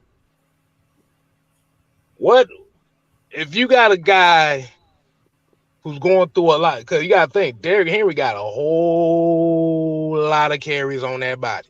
There's a whole lot of tread worn out on them tires. A whole lot of tread. Mm-hmm. Now, if they're saying they're trading him, it doesn't surprise me because they're going to try to look to get the most value out of him because they got a decision to make. are they gonna stick and give the keys to Malik Willis? And are they gonna make him the vocal point? Because you got to do that. That stuff. You seen those games what? with Malik Willis? I said you seen those games with Malik Willis starting. Right. Good, good and terrible. But I think it's more so smoke and mirrors than anything. Like I think it's more so of they're putting them out there to see what the best deal they can get. But having all that wear and tear, I don't think anybody's gonna give him the deal that they want. So I don't think he's going anywhere. And then the thing is, are they gonna go from a running attack to a passing offense? Because Derrick Henry was your run game. I got some on Derrick Henry. You got something about? He has 1,750 carries over 7 years. Ooh, Jesus! Somebody do so quick, man. And you would think he have a lot more yards. He only got 8,335 yards. That's it. That damn box was loaded, man. He's only 4.8 yards a carry. Well, hold on, Cole. You said 1,750 over 7? Over 7 years. Okay, 1,750 over 7. That's 250. Mm-hmm. Now, and I know he getting hit every carry. Yeah. He may break some of them, but he's getting hit every carry. And you have to remember with Derrick Henry, the first 2 years he didn't get that much wear on him. They was looking at him as an absolute. They were looking at him like he was a potential bust the first 2 years until Arthur Smith took over. And they said we just gonna run his ass to the ground. Right, because they didn't know what to do with him. Mm-hmm. And I remember Mike. I remember Mike was mentioning this in I think on one of his rants, and he made a comment about Derrick Henry, but you have to understand, with a guy with that many carries on his body like that, you would only plug him in for if he was to come here, you would only plug him in on specific instances, which is pretty much like red zone play. Let me ask you something. Let me ask y'all. I'm gonna ask all y'all a question too, because I think I've asked this question on the show before too. With Derrick Henry's style of running, is he really effective? Is it really effective in a shared load backfield? No, because you did mention it, because you said he's the type of back that has to have more carries to get going anyway. Yeah, I think he's effective because you can put him down there in the red zone, and teams aren't for certain teams aren't as well as scoring inside the red zone because maybe they're passing competent or whatever the case may be. You got a Derrick Henry that can get you tough yards. So he can be effective in a shared load offense, but I don't want him here. But this is what I believe, Blackberry. And I agree with you. Okay. Because people have forgotten. Now I'm about to tell you something. Because people have forgotten about something, Blackberry. I'm about to hit him with an uppercut. Now here's the thing. Check this out. Now, I ain't no 1-2. I'm just coming with the uppercut. You're gonna see it. You just can't block it. Now here's the thing. Okay. What I believe is Derrick Henry is a rhythm running back. He needs carries to get going. He's not a guy that can just sit there and a home run hit it and go. He has done that, but I think he's one of those power backs as the game goes on and the defense gets tired, he wears people down. But that wears him down over time as well. Now, here's the thing. Do y'all not remember Steven Jackson when we had him? He was number 39 when he came here, and he was basically a bust. One of those bust signings that we was talking about. He played like he was 39 too. yeah, you're right. So did. Right. Remember, Steven Jackson, I actually drank that Kool-Aid too when we went and got Steven Jackson. And, well, does anybody remember anything that he did?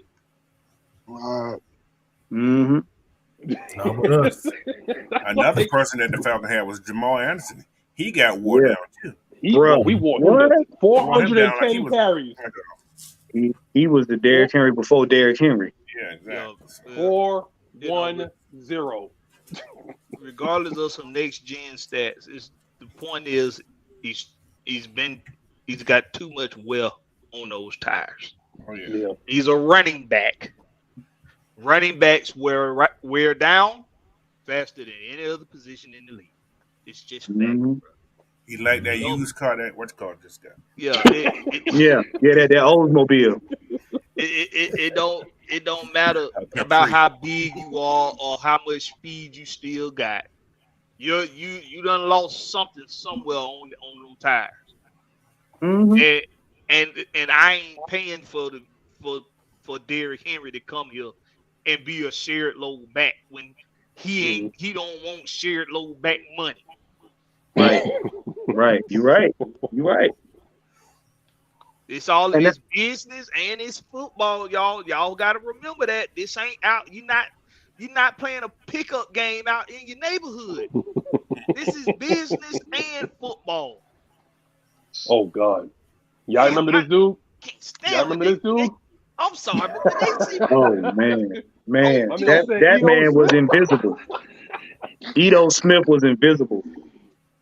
Yo, Ito Smith, his career ended when he couldn't pick up that. Man, Ito was used in the wrong way. They tried to use him as a power back. The only time you heard that man's name is when he got stuffed at the line of scrimmage. That's when you heard Ito Smith. Boom. He's down. Yep, there he is. Yeah, 2-yard carry. Bro, Ito Smith, man. Look, you can't put him in there in pass block situation because that was the end of his career at that point. They kept running him up the gut, and every time they run him up the gut, that's where he stayed. Yep. Mm-hmm. Wait, hold on. I don't want people to sit there and take over the show. But do you know how hard it is to get a decent left tackle for the past 10 years? You can thank Lawrence Taylor. You got them all paid then. Ask the Seattle Seahawks how hard it is to get a left tackle because Russell Wilson ain't been the same. Remember? And you notice once they get rid of that money, they got 2 first-round linemen. And the line got better for Geno last year, which is a damn shame. But that's what happened. Russell got better for Geno. He bet off focusing on his social media image with his wife than football. That's what you need to be focused on right now, bro. You talking about Features Girl? It's done. Well, there you have it. It's done, Russell. It's done. That's my bad. Look, you know what? I like. I mean, we talk about Ito Smith. We talk about. This is 2-part, but we talk about Ito Smith. We talk about Antoine Smith. I like that dude. What was his name? Snell. Oh, Jason Snelling. Yeah, Jason Snelling. I liked him. Oh yeah. He was a good change of pace. I actually liked him, you know. But to answer this dude's question right like here, the kid we got now. Huntley. That's how Snelling got his play from being on the practice squad. Mm-hmm. Yeah. We ain't talk about Charles. Anyway. All right. So, but yeah. So, I actually like the signing of Ben Jones. We was talking about this in the pre-show. I actually like Ben Jones being a mentor to Dalman and not just anoint him as a starting center. Like let Hennessy stay at left guard and provide depth there or compete for a starting position. Okay. Bring in Ben Jones. He said he played in Georgia. He told Arthur Smith, come get me when Arthur Smith was in his first year. Okay. He said, come get me. And now he's going to come get it. What happened, Blackbird? Did I miss something? They tell Leo, bro, you're a goddamn fool. I guess Sierra rolled the football. Oh, man. Bro, I swear, him and D. Coleman, they bro. Them trolls, man. They trolls, bro. Oh my God. Broncos country, let's ride. No, but I'll say one thing. Josh, tell me who was the left tackle before Charles Cross. I ain't talking about now because Russell Wilson wasn't there. The same BS offensive line that tore up Russell Wilson, that he's not the same person anymore. When everybody across the ESPN and Undisputed was talking about what happened to Russell Wilson when that offensive line totally went absolute shit. Who was in front of him? When they got rid of Marshawn Lynch, Richard Sherman, who else was it? When he got rid of Bam, Cam Chancellor. When that they never had a good offense. They just had Marshawn. I'm sorry, there will never be. The line was doo-doo. Okay. Ben Trashes, he was there. Yeah. When the Legion of Boom was gone and they got rid of Marshawn Lynch, that's when that line went to shit. Yeah, you know? Yeah. He's never gonna have that again. I'm sorry. I don't care how long he played. He's never gonna have that again. Well, people fail to realize Russell was good with what he's done, but Russell wouldn't have been Russell without that defense they had. Right. I'm just right. Yeah. Like it is. Right. Short fields make you win games, and you plus having a beast mode. Say it again, Coach. Say it again, because I don't think they heard you. Say it again. We've been saying that. We've been saying it in Greek, Italian, Japanese. We've been saying it in space exploration language. Say it again, Coach, please. I don't think they heard you. But anyway, Tom Brady don't win Super Bowls on his defense either, y'all. Defense makes sure field. That's true. So, that is true. We ain't got no defense. You just playing football. I mean, how about I say it like this? Aaron Rodgers. You know what? Where's that meme again with all those knives at me? Aaron Rodgers don't win his Super Bowl without that defense. Hell, I'll do a straight shoot shot here. Patrick Mahomes don't win that Super Bowl without that run game and defense. Neither one of the two. Matthew Stafford don't win that Super Bowl without that defense.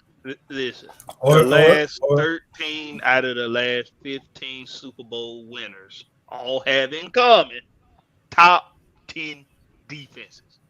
I did this on the Rex Pit. It's not a secret. It's not a coincidence. Nope. I'll go back even further. Oh, go ahead. Blackberry. Go ahead. I was just gonna say we can go back to what was that 2002? The Bucks. Their defense was. They had Trent. They had a Hall of Fame. Johnson. They had a Hall of Fame defense, bro. Yeah. I repeat, 6 Hall of Famers. 6 Hall of Famers, bro. Oh my God. Same thing for the Ravens. Hold on, let me get this.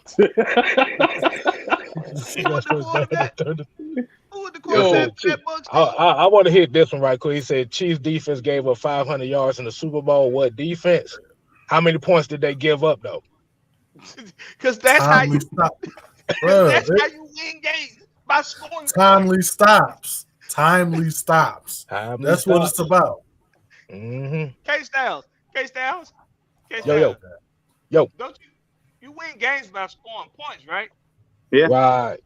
Is there any kind of game that's played, whether it's a football game, a board game, a baseball? Don't you gotta score a point? The only games I know you don't got to score points to win is Clue. That's the only one I know. Right. You gotta have a clue, right? Right. Yeah, you do have to have a clue, but yeah, you still got. I mean, because you don't teams don't win games on yards stopped. Right. Look. Yeah. Because if we look at this past Super Bowl with the Eagles and the Chiefs, the Eagles was up substantially in the first half. The Chiefs second half. What they did, I think they only gave up like 10 points in the second half. Yep. About 10 points in the second half. After they gave up 11 points in the second half after the Eagles scored 24 in the first. Am I correct? Yeah. I'm gonna go another what's called. It may hurt a little people, but the Super Bowl we went to, We was up 28 what? Three. And the defense did what? Shit. Yeah. Shitted on us, right? Right. The defense stepped up, right? Mm-hmm. So anyway, Robert Alford's still running right now. running to the bank too. Yeah, ran right to the bank. But it's funny that they say that because he's still talking about the Chiefs got one stop all game. Yeah, but who won? You know what? I mean, we get y'all. At the end of the day, who won? Because like you said, but point. But like I said, we just doing it just for the argument standpoint.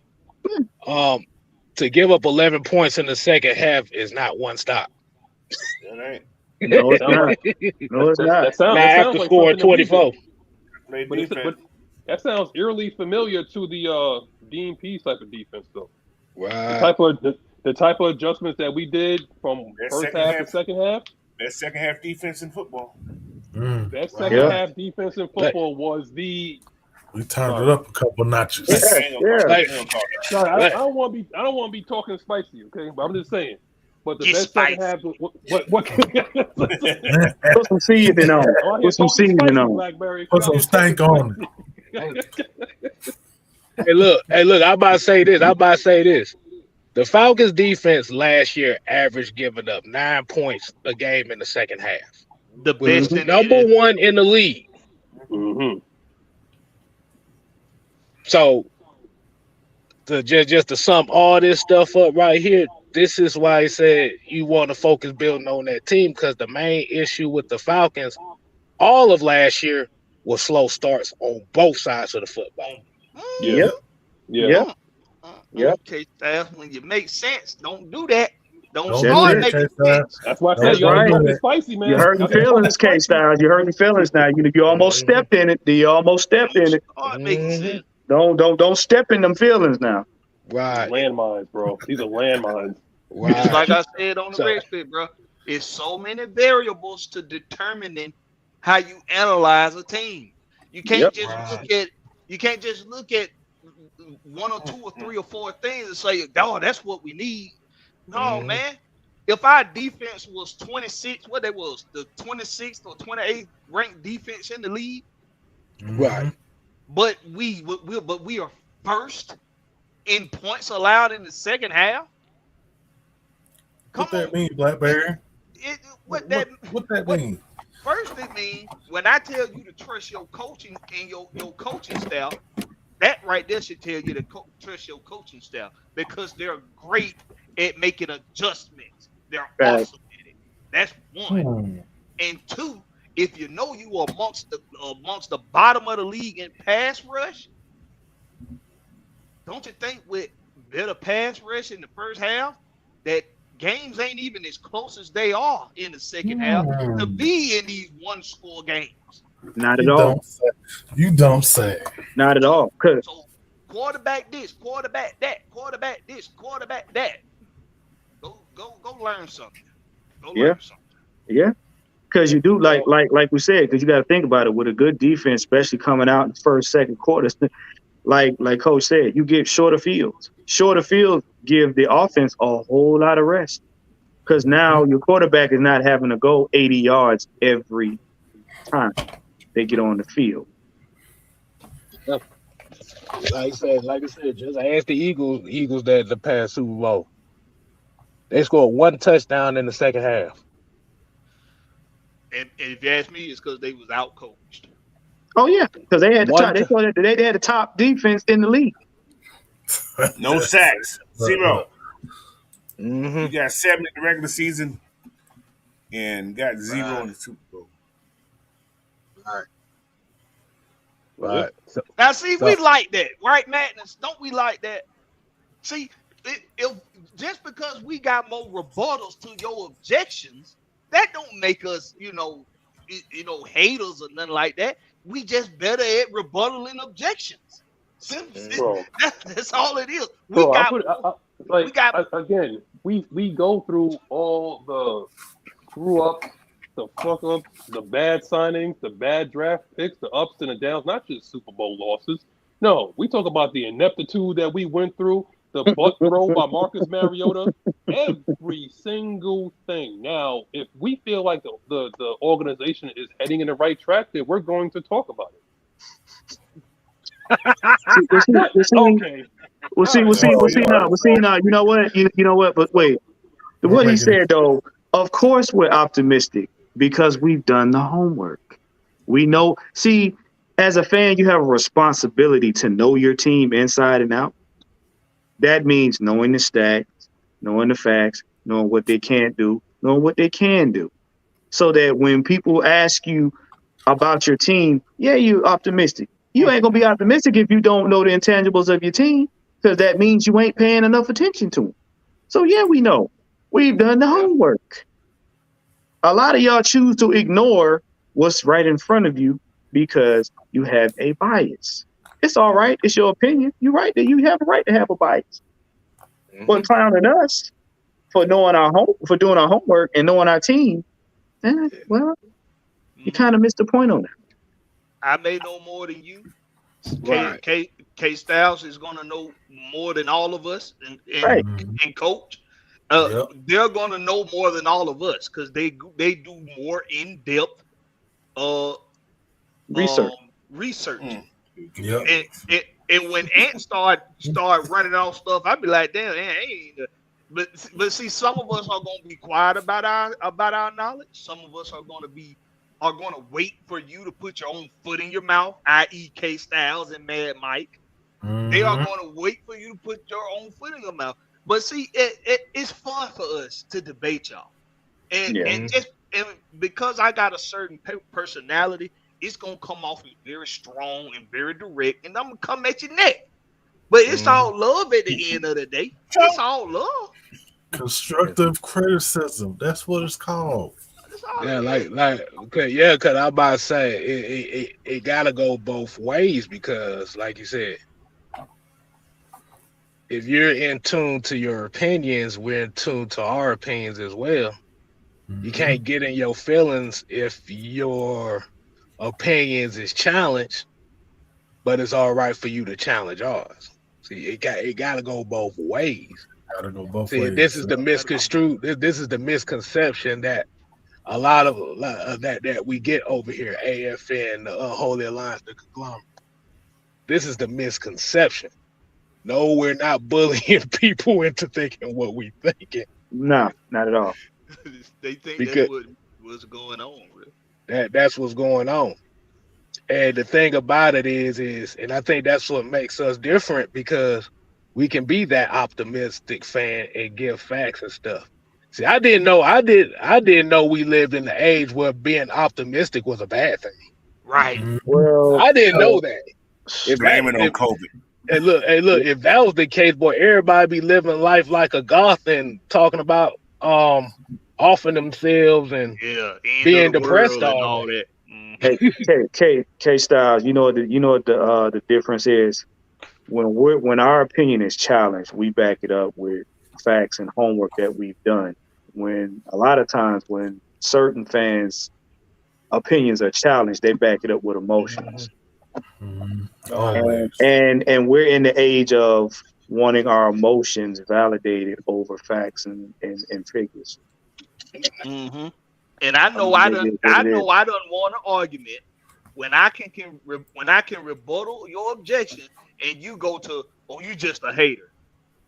I won. I don't won now because you ain't got no facts to bag up your opinion. Emotions. No. You got to think about is that one or you don't know ball. Once you hear you don't know football, you don't know football. It's over. I don't know football. Now I'm not like my contemporaries. I will tell your ass that. I'll tell you that in a heartbeat. If the shit that you saying just don't make sense, I will say it to you. I ain't like my contemporaries, but I respect that on this platform they give everybody that respect. So I ain't gonna say it no more. I said it to one guy, and now every time he in the comments said, "Oh, Blackberry wanted Marcus Mariota to be the starter." Man, if you've been paying attention, ain't none of us been high on Mariota, including myself. We just supported who was there, and there's nothing wrong with that. But that's the thing about some of our fans we have here. If you are a Falcons fan, this is just fans in general, any team I ever coach or whatever. If you are part of that fan base, you support whatever the team does. That's what you're supposed to do. You don't have to like that person, but you support it. You know, you can talk bad about them, but you support it, and that's all we do. We support. We support whoever's up there. We support them. Good or bad. Even Michael Walker, we support him there, but we aren't going to talk about it. Oh, definitely him. But we support him. We want him to do better. We want everybody to do better on this team. So just look at it that way, man, because everybody have their own, like I said, everybody have their own opinion, but that's life, man. This is look, man. You are a fan. Get the head. We're fans. We're not owners. We're not GMs. We're not even coaches on this team. We are fans, and we bring that content to people, what we hear from these guys. So whatever they say, we try to bring it to you guys. But we do have our own opinions sometimes, but it's what we're hearing from everybody else, you know. So well, look, don't take this as it's personal. None of us have lanyards to Flowery Branch. None of us have lanyards. Right. Well, look, we glad. Look, man, we thank you guys for tuning in and you know, make sure you like, share, subscribe. Apparently, Dirk Cutter and Magnus is over there brawling it out. Apparently, he decided to cut off his system, so we're gonna take it out for our brothers. We've been over 2 hours and everything, but want to go around and let everybody get their final thoughts before we get out of here. So I'm gonna go ahead and go with Coach. Let them know where they can find you. Follow me on Twitter, YouTube, Instagram, and Coach Unchained, man. Also, guys, probably later on today, I may be doing a mock draft, so if you guys want to hop on, I'll be on. So, yeah. Oh, yeah. All right. Gonna go to my brother Blackberry with home team, man. Give me your final thoughts. Tell them where they can find you at.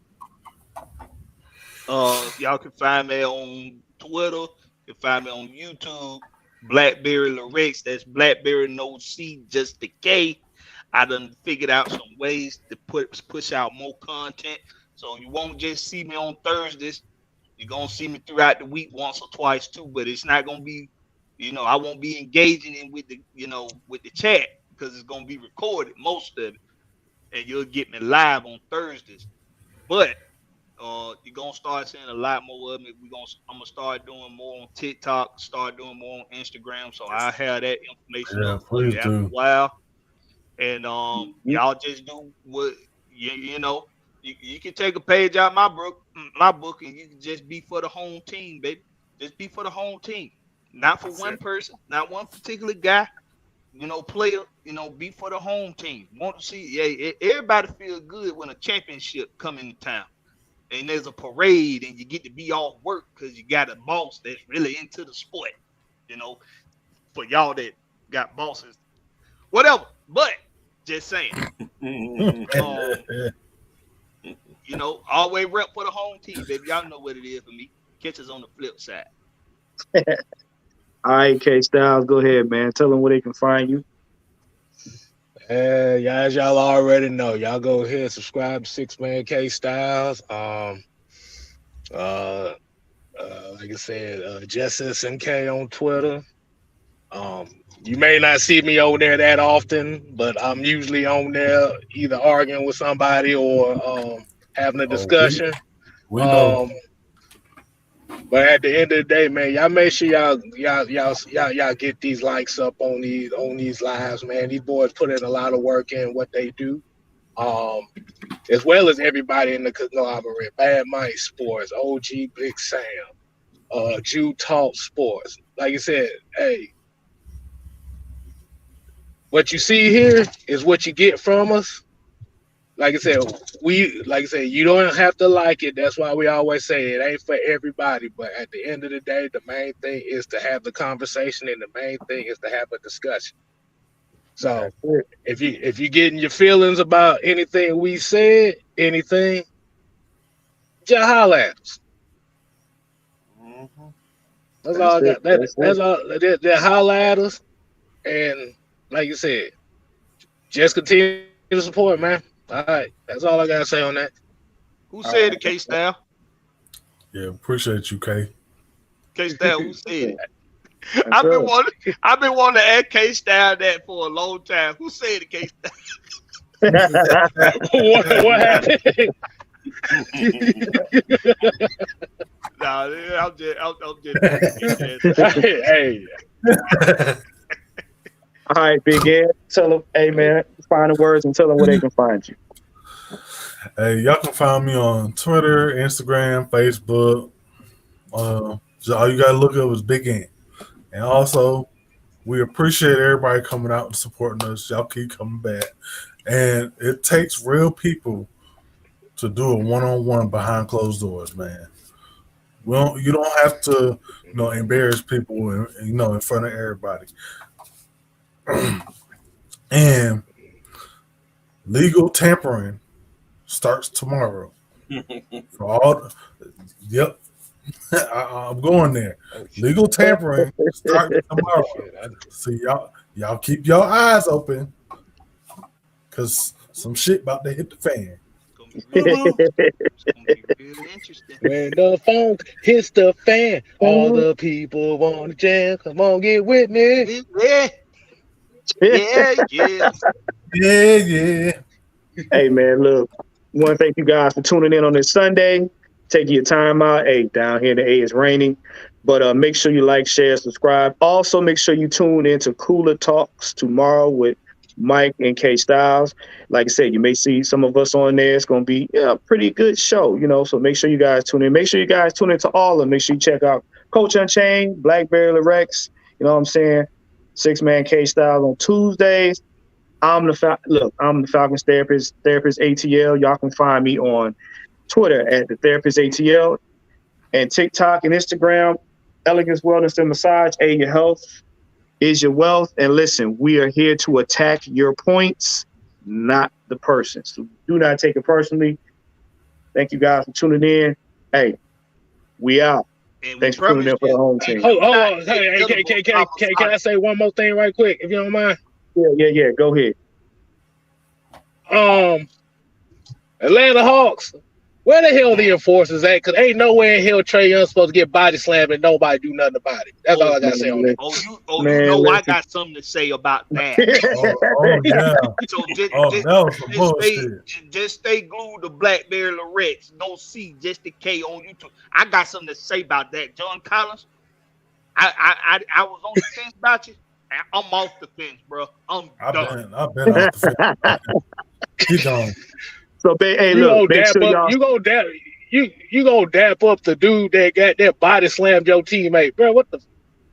Yeah. We gonna trust me. Stay tuned for that foolishness. But as always, thank you for taking time for the home team. This is the Regulator Show. We out. Game over. Peace.